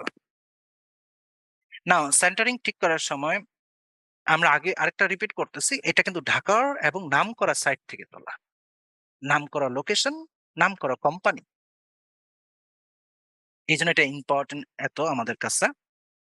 নাও এখানে যারা যারা কাজ করতেছে, যত শ্রমিক, তাদের প্রথম দৃষ্টিতেই তাদের কোনো সেফটি বুট নাই, গ্লাভস নাই। আমরা মেনে নিছি, কারণ সারা বাংলাদেশে মনে চলে। সুতরাং শ্রমিকের নিরাপত্তা নিয়ে কারো হেডেক নাই। মনে হয় যে শ্রমিকের হইলে যাইছে তাই হোক, তা আমার কি। এই শ্রমিক আহত হয়েছে, কন্ট্রাক্টর করবে কি কালকে রে বাদ দিয়ে আরেকজনের নিয়ে আসবে। মানে এত মূল্যহীন জীবন শ্রমিক আমাদের কাছে। অথচ আমরা তোমাদের দেখাইছি যে একটা শ্রমিক, শ্রমিক কি হচ্ছে, মানে সবচেয়ে আসল, যারা রোদে বৃষ্টিতে, এই যে গরম চলতেছে এখন, ঘেমে ছেমে কোনো ছাতা ছাড়া রোদে, এত হাই টেম্পারেচার, যেখানে আমরা রুমের ভিতরে ছায়ার ভিতরে এসির ভিতরে বৈশা কুলাইতে পারতেছে না, আর সেই শ্রমিক কিন্তু এত গরমের মধ্যে কাজ করতেছে। অথচ সেই শ্রমিকের স্যার এখানেও তো ভুল করছে, লং ডিরেকশনেরটা নিচে যাবে না স্যার এখানে। আছে তো। তো সেই ক্ষেত্রে তোমার এখানে আমরা যে শ্রমিকের কথাগুলি বললাম, এটা বিদেশে কোনো কেউ যদি ইনভেস্টিগেশন আসে ডেফিনেটলি মামলা দেওয়া সম্ভব। শ্রমিকের এই সিচুয়েশনের ছবিতে এনিবডি কিন্তু মামলা দিতে পারবে অর্গানাইজেশনের বিরুদ্ধে। সেফটি রুলস বাধ্যতামূলক সরকারি আইনে, বাট এটা আমরা ওভারলুক করি। ইঞ্জিনিয়ারদের সেফটি রুলস মানতে হবে, যদি না মানে ইঞ্জিনিয়ার, ওই ইঞ্জিনিয়ারের বিরুদ্ধে এবং সংশ্লিষ্ট কোম্পানির বিরুদ্ধেও মামলা করা যায়। নিরাপত্তা, নির্মাণ নিরাপত্তা যেটা আছে সেটা যদি না মানে। তো যাই হোক, আমরা ওগুলো আর বললাম না, কারণ এগুলো সাধারণ না। এখানে আমরা দেখতে পাইতেছি যে ঢালাইয়ের জন্য বাকি কাজ ঠিক আছে, যে সুন্দর করে পলিথিন শীট বসানো হয়েছে, পানি লিক করবে না, ভালো, দ্যাটস গুড। এবং এটা রেক্টেঙ্গুলার ফুটিং এবং এর শর্টটা নিচে লংটা উপরে, যেটা একটু আগে বললাম। শুধু তাই না, আরো ভুল আছে। এখানে হুক করা হয়েছে, এই যে এটার হুক আছে, এটার হুক আছে, কিন্তু এটার হুক নাই। মানে মনের মনের ইচ্ছা যে ঠিক আছে একটার পর একটা, একটা বাদ দিয়ে আরেকটার হুক দিই। হুক যদি লাগে, হুক যদি লাগে প্রত্যেকটারই লাগবে। হুক লাগলে প্রত্যেকটারই লাগবে, এমন না যে ইচ্ছা, বা তার মানে কি এটা সে হুক যে লাগবে কি লাগবে না, সে ডিজাইনার ডিজাইনার কিন্তু ডিজাইনই করেন নাই হুকের রিকোয়ারমেন্ট। ওদের সাথে আমরা আজকে আরেকটা জিনিস শেয়ার করবো, বলবো যে আমাদের যে সিঙ্গেল ফুটিং এর এই হুক বসায়, এই হুকে কিন্তু আরব্য রজনীর কাহিনী আছে। আরব্য রজনীর কাহিনী মানে কি, মানে এটা মানে আশ্চর্য হলো সত্যি যে লাগতেছে কি লাগতেছে না, এইটা কোনো ইঞ্জিনিয়ার ডিজাইন করে না। সে কি করে, দুইটা উপায় দেখে। ওরা সবাই সবাই তো দেয়, আমিও দেই, এটাই বেশি করে। সবাই দেয় আমিও দেই। এখন সবাই দেয় যদি লাগে দেয় তাহলে আপত্তি নাই, না লাগলে যদি দেয় তাহলে তো লস, অনেক লস। হুক বানাইতে সময়ের লস, লেবার কস্টের লস, এবং এখন যে 1 লক্ষ টাকা টন রড, ওই 1 লক্ষ টাকায় এরকম যদি বাড়তি খরচ হয় তাহলে তো খবর আছে। এখন তো বুঝতেই পারতেছো, লক্ষ লক্ষ টাকার কাছে পৌঁছে গেছে 1 টন রেইনফোর্সিং বারের দাম। তো সেক্ষেত্রে ফালতু এই আধা ইঞ্চি 2 ইঞ্চি তো না, দেখা যাচ্ছে ফুটিং এর ডেপ যত তত, যেমন এখানে অনেকগুলি দাঁড়ায় আছে।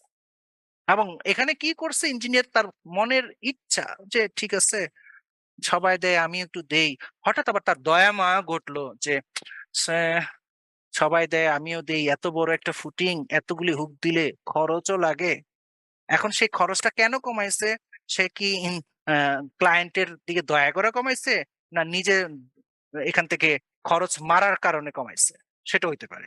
ক্লায়েন্টের দিকে তাকায় না, সে চিন্তা করলো এখানে যদি একটা কম দেই, যা খরচ বাঁচবে সেটা আমার পকেটে চলে যাবে, কন্ট্রাক্টর চিন্তা করলো। তো এই হলো মানে ভয়াবহ তত্ত্ব। এখানে কি করলো তারা, এখানেও একই জিনিস, একটা দিচ্ছে একটা দেয় না, একটা দিচ্ছে একটা তারপর আরো কি, হুক দিতে হবে 90 ডিগ্রি। 90 ডিগ্রি মানে কি, 90 ডিগ্রি হুক যদি দেই 90 ডিগ্রি, তাকে 90 ডিগ্রি হইতে হবে। এমন না যে 75 ডিগ্রি, 80 ডিগ্রি, 90 ডিগ্রি।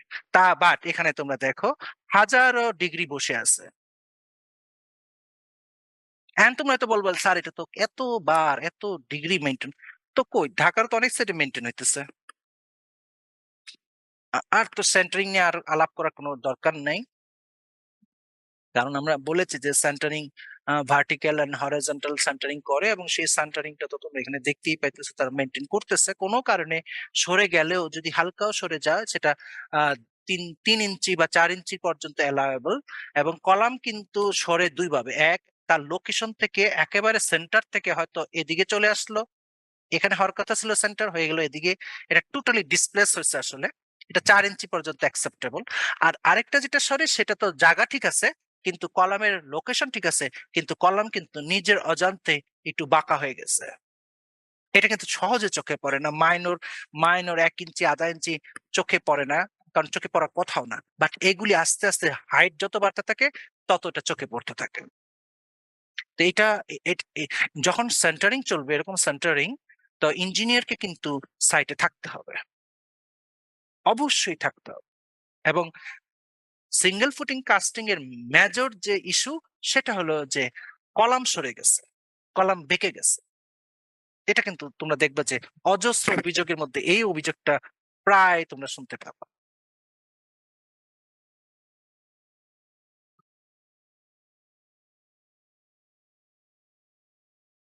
ওকে, আমরা একটু পরে ব্যাক করতেছি আগের ছবিতে।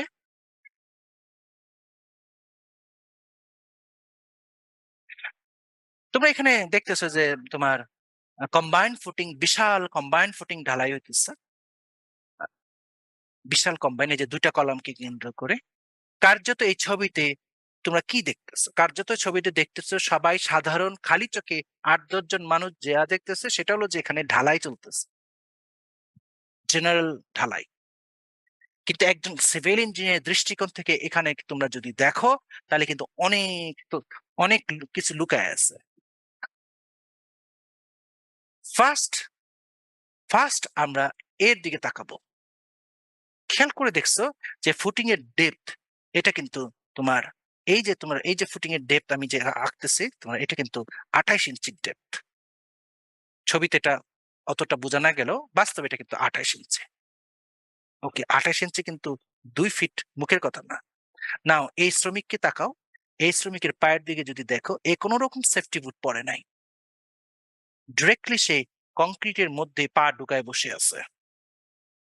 নাও কংক্রিট কিন্তু যেভাবেই হোক, দুই কারণে, সে তার ওজনের কারণে হোক বা জমাটবদ্ধতার নেচারের কারণে হোক, তার পা যদি আটকে যায়, বলো কে বলতে পারবা এর আটকে গেলে সলিউশন কি হবে? কে বলতে পারবা? এই বিগ ভলিউমের কংক্রিট যদি জমাটবদ্ধতা হয়ে যায় অথবা ওজনের বেড়ে যায়, পা যদি ডুবে যায়, সে বের করতে না পারলে বের করার উপায় কি? কে বলতে পারবা? স্যার পা কাটে বের করতে হবে। হ্যাঁ, একটাই সলিউশন, পা কেটে ফেলতে হবে। এখন তোমার চোখে পড়ছে, বাট এতক্ষণ আমাদের চোখে কি পড়ছিল? ঢালাই চলতেছে। তো এই যে শ্রমিক এটা করলো, শ্রমিক যেটা করলো সে তো কত কিছুই করবে, কারণ সে কিছুই জানে না। ইভেন সে কিন্তু সিভিল ইঞ্জিনিয়ারিং এর কাজের অভিজ্ঞতা নাও থাকতে পারে। সে আগে মাটি কাটতো, সে আগে ইট ইট বহন করতো, এখন ঢালাই কাজে কাজ করতেছে। মানে কন্ট্রাক্টর তাকে যেখানে দেয় সেখানে। তো স্বাভাবিকভাবে সে কোনো এক্সপিরিয়েন্স শ্রমিক না। ইভেন এমনও আছে যে আজকে যে শ্রমিক আসছে কালকে সে নাও আসতে আরেকজন আসবে কালকে। তো এই ক্ষেত্রে এই শ্রমিকের ফুল সেফটি জন্য প্রথম যাকে দায়ী করা হবে সে হবে সাইট ইঞ্জিনিয়ার। না ধরলে তো কিছুই নাই, কিন্তু গ্যারা করলে পড়লে কিন্তু কোম্পানি পড়ে না, সব দোষ যায় সাইট ইঞ্জিনিয়ার করতে। এবং তার প্রমাণ তো তোমরা জানো যে সব সব সাইট ইঞ্জিনিয়ার, প্রজেক্ট ইঞ্জিনিয়ার ও দোষ সব। তো এর কিছু হয়ে গেলে তাকে নিতে হবে তাই। এবার কখনোই সে এরকম যেতে পারবে না আসলে।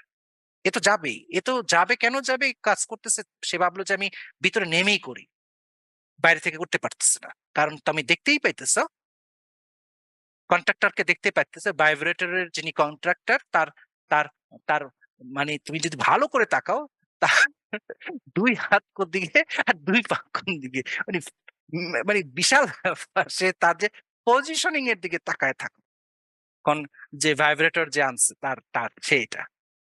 এবং সে শ্রমিককে হয়তো দিচ্ছে, ভালোভাবে কন্ট্রোল করতে পারছে না দেখে সে সাহায্য করতেছে। নাও সুপারম্যান, হ্যাঁ, বুঝিনি। সুপারম্যানের তো হ্যাঁ, সুপারম্যান। তাই মনে হচ্ছে আমার কাছে। সো নাও এর দিকে যদি আমরা তাকাই, এর ভয়াবহতা কিন্তু আরো বেশি। আমরা আগে বলছি যখন আমরা বলবো তখন এর মূল্যমান মনে হবে, এতক্ষণ কিন্তু মনে হচ্ছে না। যে মনে হচ্ছে যে সে তো বিশাল ব্যাপার, মানে অনেকে হাসি পাবে বা ভাববে যে হেভি পজিশন নিয়ে তো সাহায্য করতেছে, কিন্তু আমরা এখন যখন শেয়ার করব তখন আর এটা হেভি মনে হবে না। কিরকম? খেয়াল করে দেখো, তার পুরো শরীরের নিচে কারা দাঁড়ায় আছে? কারা দাঁড়ায় আছে? বার ইয়েস, সোজা দাঁড়ায় আছে। একবার স্লিপ করলেই একবার যদি স্লিপ করে, এবং স্লিপিং এর পজিশনটা হলো এই পা, এই পাটা সে কোথায় রাখছে? এই পা সে এখানে বার যে আসছে এই যে এই বারের উপর রাখছে। আর এই হাতটা কোথায় রাখছে? এইটা। এর কোনো গ্যারান্টি নাই, কারণ এ নিজেই মাটির মধ্যে দাঁড়ায় আছে। টান খাইলে এও কিন্তু সরে যেতে পারে, পারে না এগুলো? পারবে তো। একটু টান খাইলে তো এও সরে যাবে। এ তো মাটি, এটা এমন না যে আমি ঢালাই করে নিয়ে আসছি কাঠগুলোকে নিচ থেকে, তা তো না, এটা তো মাটিতে গাড়ছে। তো এই এইটা যদি টানে, এইটা যদি সরে যায়, সঙ্গে সঙ্গে সে ডিসপ্লেসড হবে, পুরা শরীর ডাউন হবে এদিকে, এবং এইগুলি তার পেটে ঢুকবে। বাট ইনি ইনি উনার কাছে এটা কি, উনি উনি স্বপ্নেও এগুলি কল্পনা করবেন না। একজন সাইট ইঞ্জিনিয়ারকে দেখতে হবে এটা। একজন সাইট ইঞ্জিনিয়ারকেই এই জ্ঞান রাখতে হবে যে সাইটে কন্ট্রাক্টর, শ্রমিক কি করতেছে, তার কি ঘটতে পারে সেটার আইডিয়ার ওই পর্যন্ত নলেজ তার মাথায় থাকতে হবে। তাহলে ৮-১০টা মানুষের মতনই তার চোখে পড়বে, ও হো হো কত সুন্দর কনস্ট্রাকশন কাজ চলতেছে, শ্রমিকরা কত সুন্দর কাজ করতেছে, আর ভাইব্রেশনের জন্য যিনি কন্ট্রাক্টর ভাইব্রেশন, উনি কত ভাবে শ্রমিককে হেল্প করতেছে। এই এই দৃশ্যটা খালি চোখে পড়বে। নলেজ নলেজ যদি না থাকে, এই দৃশ্য ৮-১০ জনের মতো তারও চোখে থাকে।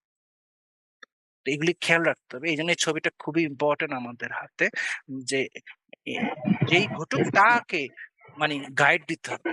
সাইট ইঞ্জিনিয়ারকে কি করতে হবে? সাইট ইঞ্জিনিয়ারকে সব সময় ঘুরতে হবে সাইটে, নামই তার সাইট ইঞ্জিনিয়ার।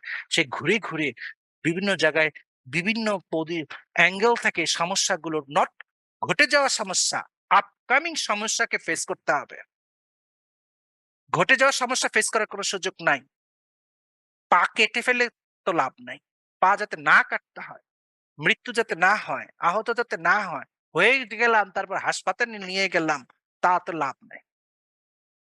তো শ্রমিকের সেফটি, কন্ট্রাক্টরের সেফটি কিন্তু সাইট ইঞ্জিনিয়ারকে দায় নিতে হবে। আর তোমরা তো বলবো যে কত মরে, কিছুই তো হয় না। কারণ দুভাবে এগুলো বন্ধ করে দেওয়া হয়, টাকা দিয়ে ধামাচাপা দিয়ে দেওয়া হয়, প্রেসার দিয়ে, হুমকি দামকি দিয়ে পলিটিক্যাল লাইজড করে ব্যাপারটাকে থামিয়ে দেওয়া হয়।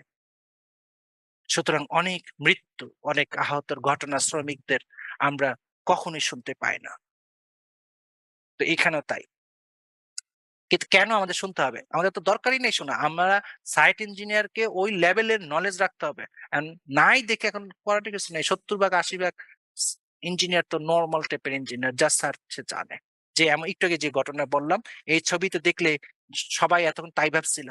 একটু আগে যে আমরা ইসেন্ট্রিক ফুটিং দেখছি, সবাই দেখে সবাই কিন্তু ভুল ভ্রান্তি ধরতে উঠে পড়ে লেগে গেছে। সবাই কিন্তু আমরা ওই যে রেক্টেঙ্গুলার ফুটিং এর যে ম্যাটারটা দেখাইলাম, সাধারণ চোখে কিন্তু কিছুই না। সাধারণ চোখে সব ঠিকঠাক ছিল। যখন আমরা বলা শুরু করলাম তখনই চোখে পড়ল। তো এই নলেজটুকু, নলেজ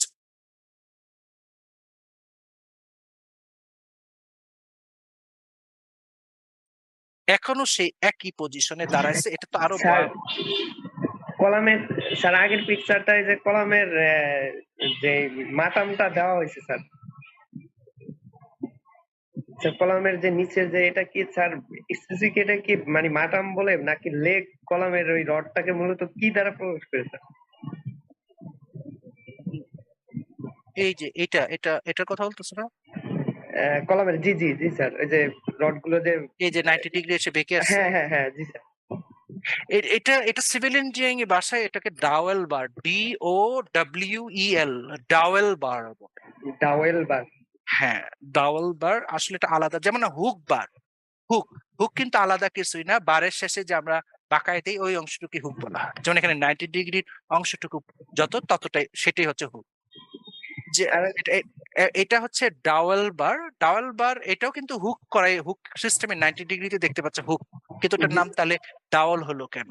এগুলিকে আমরা হুক বলতেছি, এই যে এগুলিকে, কিন্তু এটাকে আর হুক বলি না, এটার নাম DWOWEL, ডাওয়েল। এটা কারণ হচ্ছে যে যে ট্রান্সফার করে। কলাম লেগ বলে অনেকে। না এগুলি না, ওইগুলো তো যে যার মতো নাম দিল তো না, লাভ নাই, দিতেই পারে। ডাবল বার হচ্ছে যে ট্রান্সফার করে এক সিস্টেম থেকে আরেক সিস্টেমে। এখানে দেখতে পাচ্ছ যে কলাম হচ্ছে তোমার কনসেন্ট্রেটেড লোড, কনসেন্ট্রেটেড। এখানে কলামে যে লোডটা সেটা কিন্তু টোটালি পয়েন্ট লোড, এই যে এরকম এরকম না, জি স্যার। কিন্তু ফুটিং কিন্তু তা না। ফুটিং তো এরকম এরকম তো ফুটিং, আর লোডটাকে চলে যেতে হবে ফুটিং এর, ছড়িয়ে যেতে হবে। এই যে ম্যাকটেস এরকম ছড়াতে হবে না, লোডটাকে এভাবে হ্যাঁ যেতে হ্যাঁ হবে না। জি স্যার জি স্যার। সো সো একই সিস্টেমের মধ্যে গেলে এটার ডাবল থাকে না। এক সিস্টেমের পয়েন্ট লোড থেকে ফুটিং এ যখন সে ট্রান্সফার হচ্ছে ডিস্ট্রিবিউটেড লোড দিয়ে হয়ে, একই লোড পয়েন্ট ছিল পি, কিন্তু যখন সে ফুটিং এ চলে গেছে সে ডিস্ট্রিবিউটেড লোড হয়ে গেছে। তো এক লোড সিস্টেম থেকে আরেক লোড সিস্টেমে যে বারের মধ্য দিয়ে ট্রান্সফার হয় তাকে ডাবল বার। ও আচ্ছা আচ্ছা। এটা ডাবল শব্দটা ইউজ করে না, অতটা করে না, জাস্ট এটা মিনিমাম 18 ইঞ্চি অথবা ডিজাইনে যা দরকার হয় তাই দিতে হবে। জি স্যার। স্যার আর এটা যে এখানে যে মানে রড গুলা যে যেভাবে ডিস্ট্রিবিউশন করছে কলামের যে ডাবল বার গুলো, যে একটা রডের উপরে পড়ছে, যেগুলো যে ডানে আর বাম দিকে যেগুলো আছে, আর কিছু আছে কর্নারে পড়ছে, মানে দুইটা রডের উপরেই পড়ছে। এখন যেটা একটার উপরে পড়ছে এটা কি এইভাবে দেওয়া যাবে, না তো বাঁকাইয়ে দুইটা রড যেন পায় ওইভাবে দিতে হবে? আহ, না, এখানে আসলে ওরকম কিছু না যে বারের, এখানে আমরা যেমন নিচে যে আমরা বারগুলো মানে দেখতেছি স্পেসিং, যেমন ইকুয়াল স্পেসিং কনফার্ম করতে হইতেছে। শর্ট লং এর ডিরেকশনের একটা নিয়ম আছে, ইকুয়াল স্পেসিং না হলে স্যার ওই ডিস্ট্রিবিউশন এফেক্টেড। স্যার বেজের উপরে যেভাবে ওই ডাবল বার গুলা যেভাবে আছে ওইটার কথা বলতেছিলাম। হ্যাঁ হ্যাঁ, আমি আসতেছি, ওটা প্রশ্নই আসতেছে, এই জন্য ওটা বলতেছি। যেমন আমি একটু আগে বললাম যে যে বার যেখানে লোড ডিস্ট্রিবিউশনটা আছে সেখানে আমাদের লং শর্ট ডিরেকশনে বারের স্পেসিং কনফার্ম করতে হয় যে ইকুয়াল যাতে হয়। ইকুয়াল না হলে ডিস্ট্রিবিউশন ইকুয়াল হবে না, লোডের আনইকুয়াল হয়ে যাবে।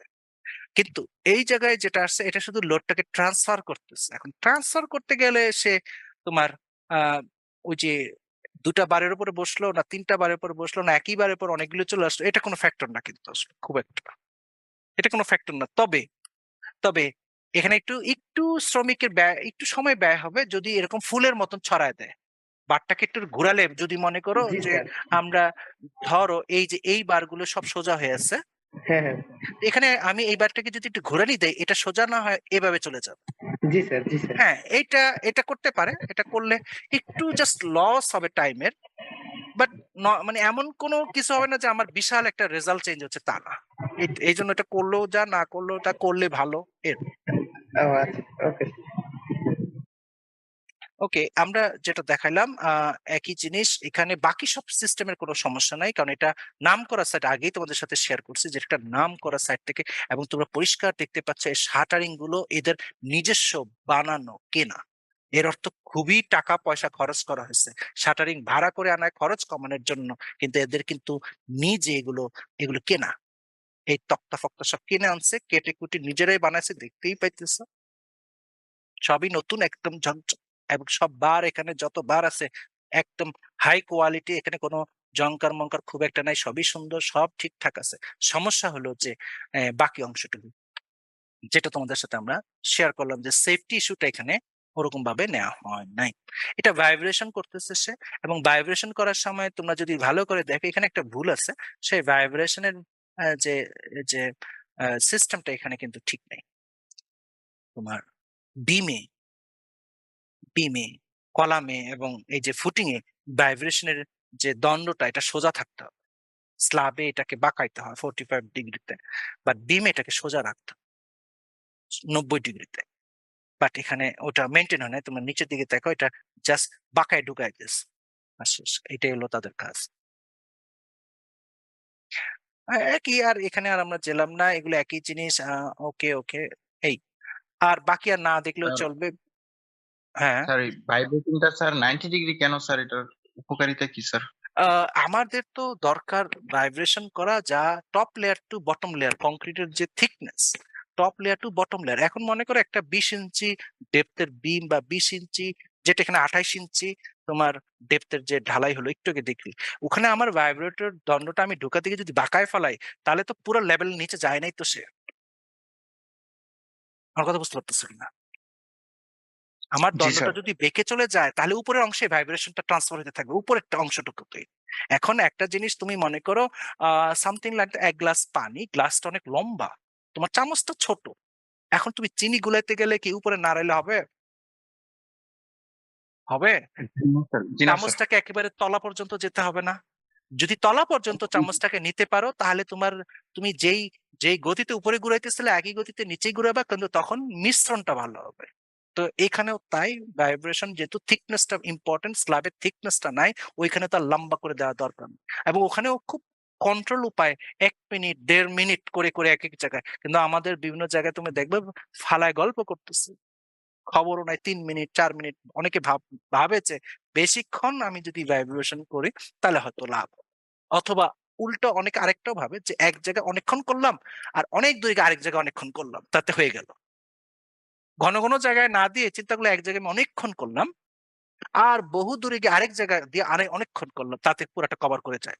কিন্তু তা না, এই অল্প অল্প দূরে দূরে দূরে দূরে তোমার 1 মিনিট, আধা মিনিট, 1 মিনিট এরকম করে, মানে ডেপথের উপর একটা বিম আমি 12 ইঞ্চি ডেপথ, ওইখানে আমি ভাইব্রেশন যেভাবে করব, আমার একটা বিম মনে করো কথার কথা 24 ইঞ্চি, একটা 12 ইঞ্চি ডেপথের বিম আর 24 ইঞ্চি ডেপথের বিম এক না।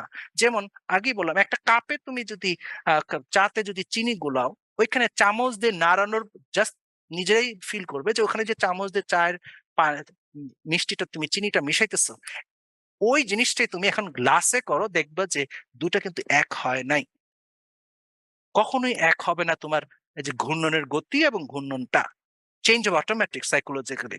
তো এখানেও তাই, যে ভাইব্রেশন জিনিসটা তোমার থিকনেসের দিকে তাকাতে হবে যে আমার থিকনেসটা কত। সব মুখস্থ মারা যাবে না, আমার থিকনেস কতটুকু। এখন আমার থিকনেস 12 ইঞ্চি বিম, আর আমি শুনলাম যে 1.5 মিনিট 2 মিনিট করে, আমি ওখানে 1.5 মিনিট 2 মিনিট ধরে করতে, তা তো আর হবে না।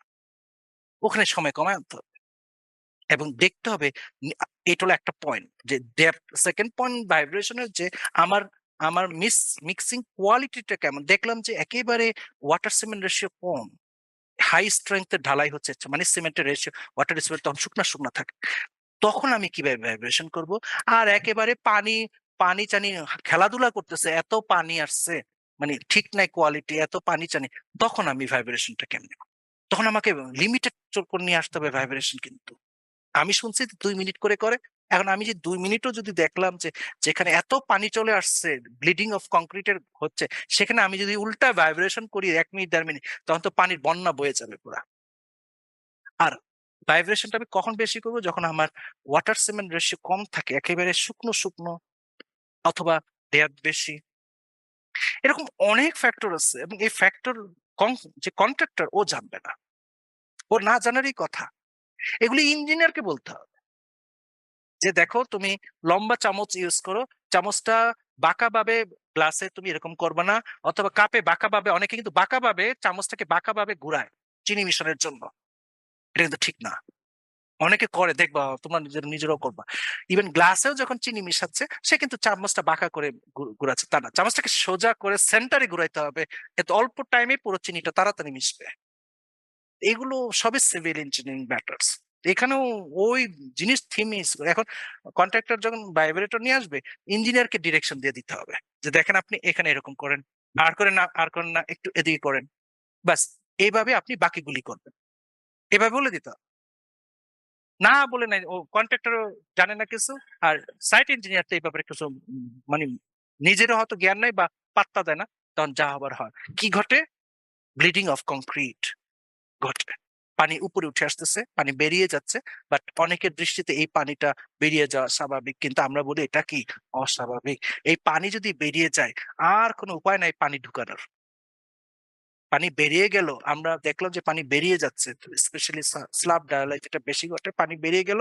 আর এখন আমি যদি মনে করি আচ্ছা যে পানি তো অনেক ভাইব্রেশনের কারণে হোক, যে কারণে হোক, পানি সব বেরিয়ে গেছে, এখন কিউরিং এর সময় ছাদি এক কাজ করো, আগে 1/2 ইঞ্চি দিতা, এখন 2 ইঞ্চি দিয়ে দাও,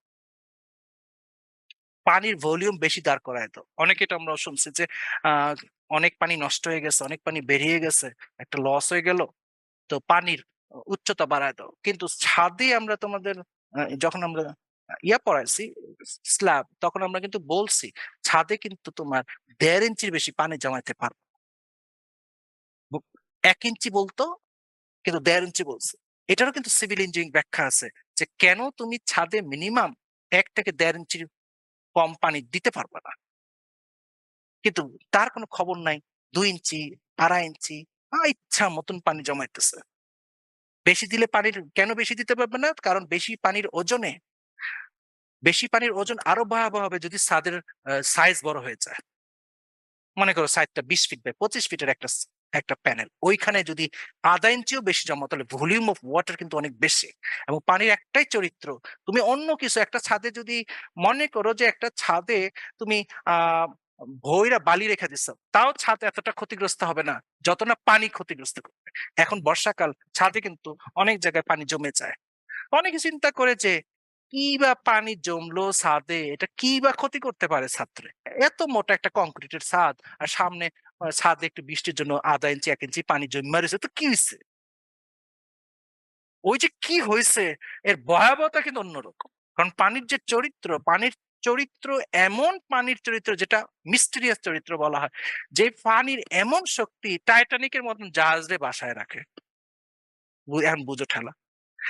ডাউনওয়ার্ডও তার বিশাল চরিত্র। কি, সে যদি ডাউনওয়ার্ড ফোর্স ক্রিয়েট করে, বায়োন্সি তো আপওয়ার্ড দেখলেই তার নমুনাটা দেখলা যে বিশাল জাহাজকে বাসায় ফেলায়। আর যদি ডাউনওয়ার্ডটা দেয়, সে শুকনা ছাদ হোক কি ভেজা ছাদ হোক, ফাটা হোক কি নন ফাটা হোক, সে কিন্তু তার পথ বের করে নিবেই। এখন যদি ছাদে পানি বেরোবার কোনো উপযুক্ত হোল না থাকে, তাহলে সে দরকার হলে কংক্রিট ভেদ করে ঢুকবে। তো হঠাৎ তুমি একবার দেখবা যে ছাদ রুম থেকে বেজা বেজা লাগে, তো এটা কেমনে ঢুকছে? সে ঢুকছে, বাতাস কিন্তু এমন বাতাস আর পানি মাইক্রো মানে ছিদ্র দিয়ে সে পাস করতে পারে। অনেকে বলে যে আহ, মাটির কলসিতে, বাড়িতে একটা শুনবা যে মাটির কলসির পানি কি ঠান্ডা। এর তার সিভিল ইঞ্জিনিয়ারিং ব্যাখ্যা তারা জানে না। ওরা বলে যে এটা একটা আজগুবি ঘটনা।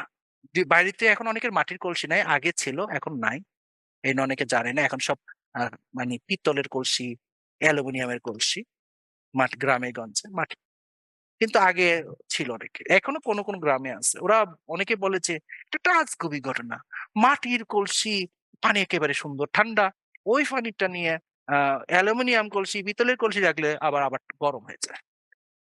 ব্যাখ্যা তো তারা জানে না। কারণ কি জানে না, সেটা হলো যে মা এই যে মাটি পুড়িয়ে যে কলসিটা বানানো হয়েছে, মাটি পুড়িয়ে যে কলসিটা বানানো হয়েছে, একই কনসেপ্ট কিন্তু মাটি পুড়িয়ে যে ব্রিক বানানো হয়, ক্লে ব্রিক, একই কথা প্রযোজ্য হবে ক্লে ব্রিকের ক্ষেত্রে।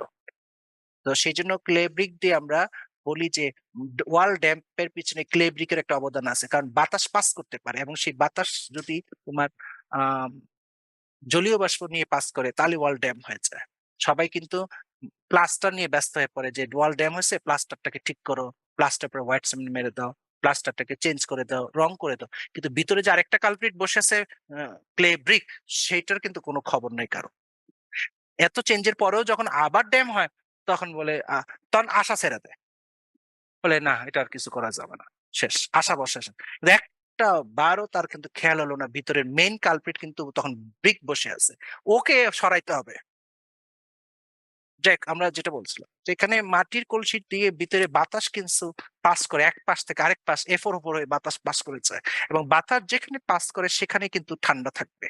বাতাসের চরিত্র হইতেছে মা কলসির ভিতরে যে গরমটা সৃষ্টি হয়েছিল, বাতাস সেই গরমটা নিয়ে ওই পাশ দিয়ে বেরিয়ে যাচ্ছে, সেজন্য মাটির কলসির পানি ঠান্ডা থাকে। তো একই কথা কিন্তু তোমার সব জায়গায় প্রযোজ্য। পানিও কিন্তু তার চেয়ে ভয়াবহ। বাতাস তো তাও রয়ে হয়ে যাবে, যেহেতু মাইক্রো মিলিমিটার গ্যাপের ভিতর দিয়ে সবসময় সে যেতে পারে না, কিন্তু পানি যেতে পারে। তার মানে পানি বাতাসটাই তো ভয়াবহ। সেই পানিকে আমরা যদি ড্যাম কেয়ার করি, যে ছাদে বৃষ্টির পানি এখন বর্ষাকাল আমরা বের করে দিলাম, যা অনেক অনেকে আমরা বৈশা থাকি, অনেক ফ্ল্যাটে তোমরাও আছো, বাড়ির মালিক হিসেবে আছো, ভাড়াটিয়া হিসেবে আছো, ম্যাচ হিসেবে আছো, একটি বারও কিন্তু সে চিন্তা করলো আমি তো দোতলায় আছি, বাড়ার সাতটা চারতলার উপরে, আর আমি তো বাড়াইটা, আমি তো মেসে আছি, কে এত দরকার আমার? কিন্তু ভয়াবহতা কিন্তু বাড়াইটাকেও ছাড় দিবে না, বাড়িওয়ালাকেও ছাড় দিবে না।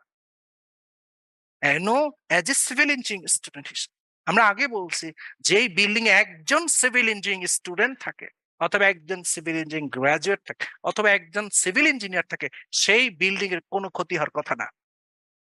কেন?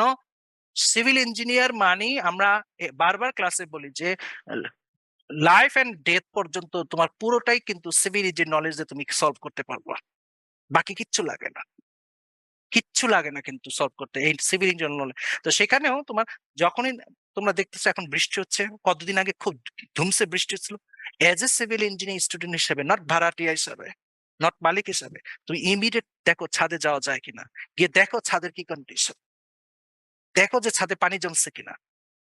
মেবি তুমি 3 তলায়, বাড়িওয়ালা 5 তলায় ছাদে, তার উপরে ছাদ, কিন্তু তার রক্ষা হবে না 5 তলার ছাদ, আর তুমি 3 তলার আছো, এই রক্ষা নেই, ভাঙলে কিন্তু ভাঙা শুরু হয়ে যাবে।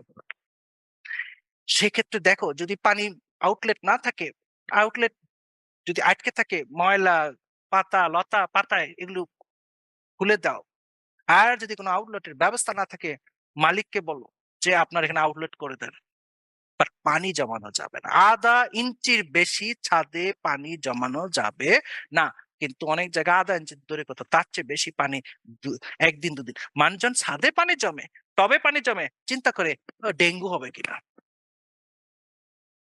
ছাদ যে ভাঙতে পারে যে কোনো মুহূর্তে, ওইটা কিন্তু মাথায় নাই তার। অতটা কাছে অনেকের কাছে তোমাদের অবিশ্বাস্য মনে হবে যে এই সামান্য পানিতে ছাদ ভাঙে, এটা বিশ্বাসই করবে না কেউ, কিন্তু বাট কোন রকম সময় না দিয়ে কিন্তু ছাদ ভেঙে যাবে।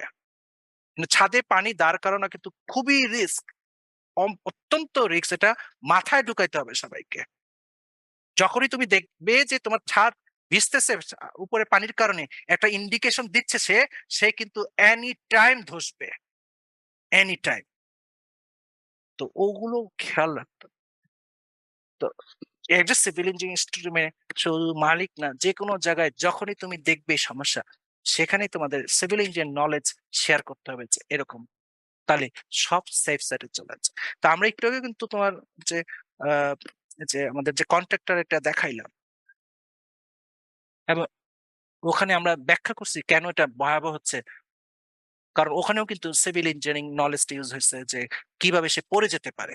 ওইটা কিন্তু সাধারণ মানুষ বুঝবে না, যে সাধারণ মানুষের চোখে বা অন্য মানুষের চোখে ভাববে যে সে তো ওখানে একটা তক্তা ছিল, ওইটা ধরছে, পাটা তো দিয়েছে ওইটার উপরে, সুতরাং তার কোনো সমস্যা নাই। কিন্তু সিভিল ইঞ্জিনিয়ারিং ব্যাখ্যা আছে যে পাটা যেটার উপরে দিছে, তার আর যেটার পর সে হাত দিয়ে আটকে আছে, যে চৌখাট যেটা শাটারিং হিসেবে ছিল, ওইটার ওইটার স্টেবিলিটি তো নাই, জিরো।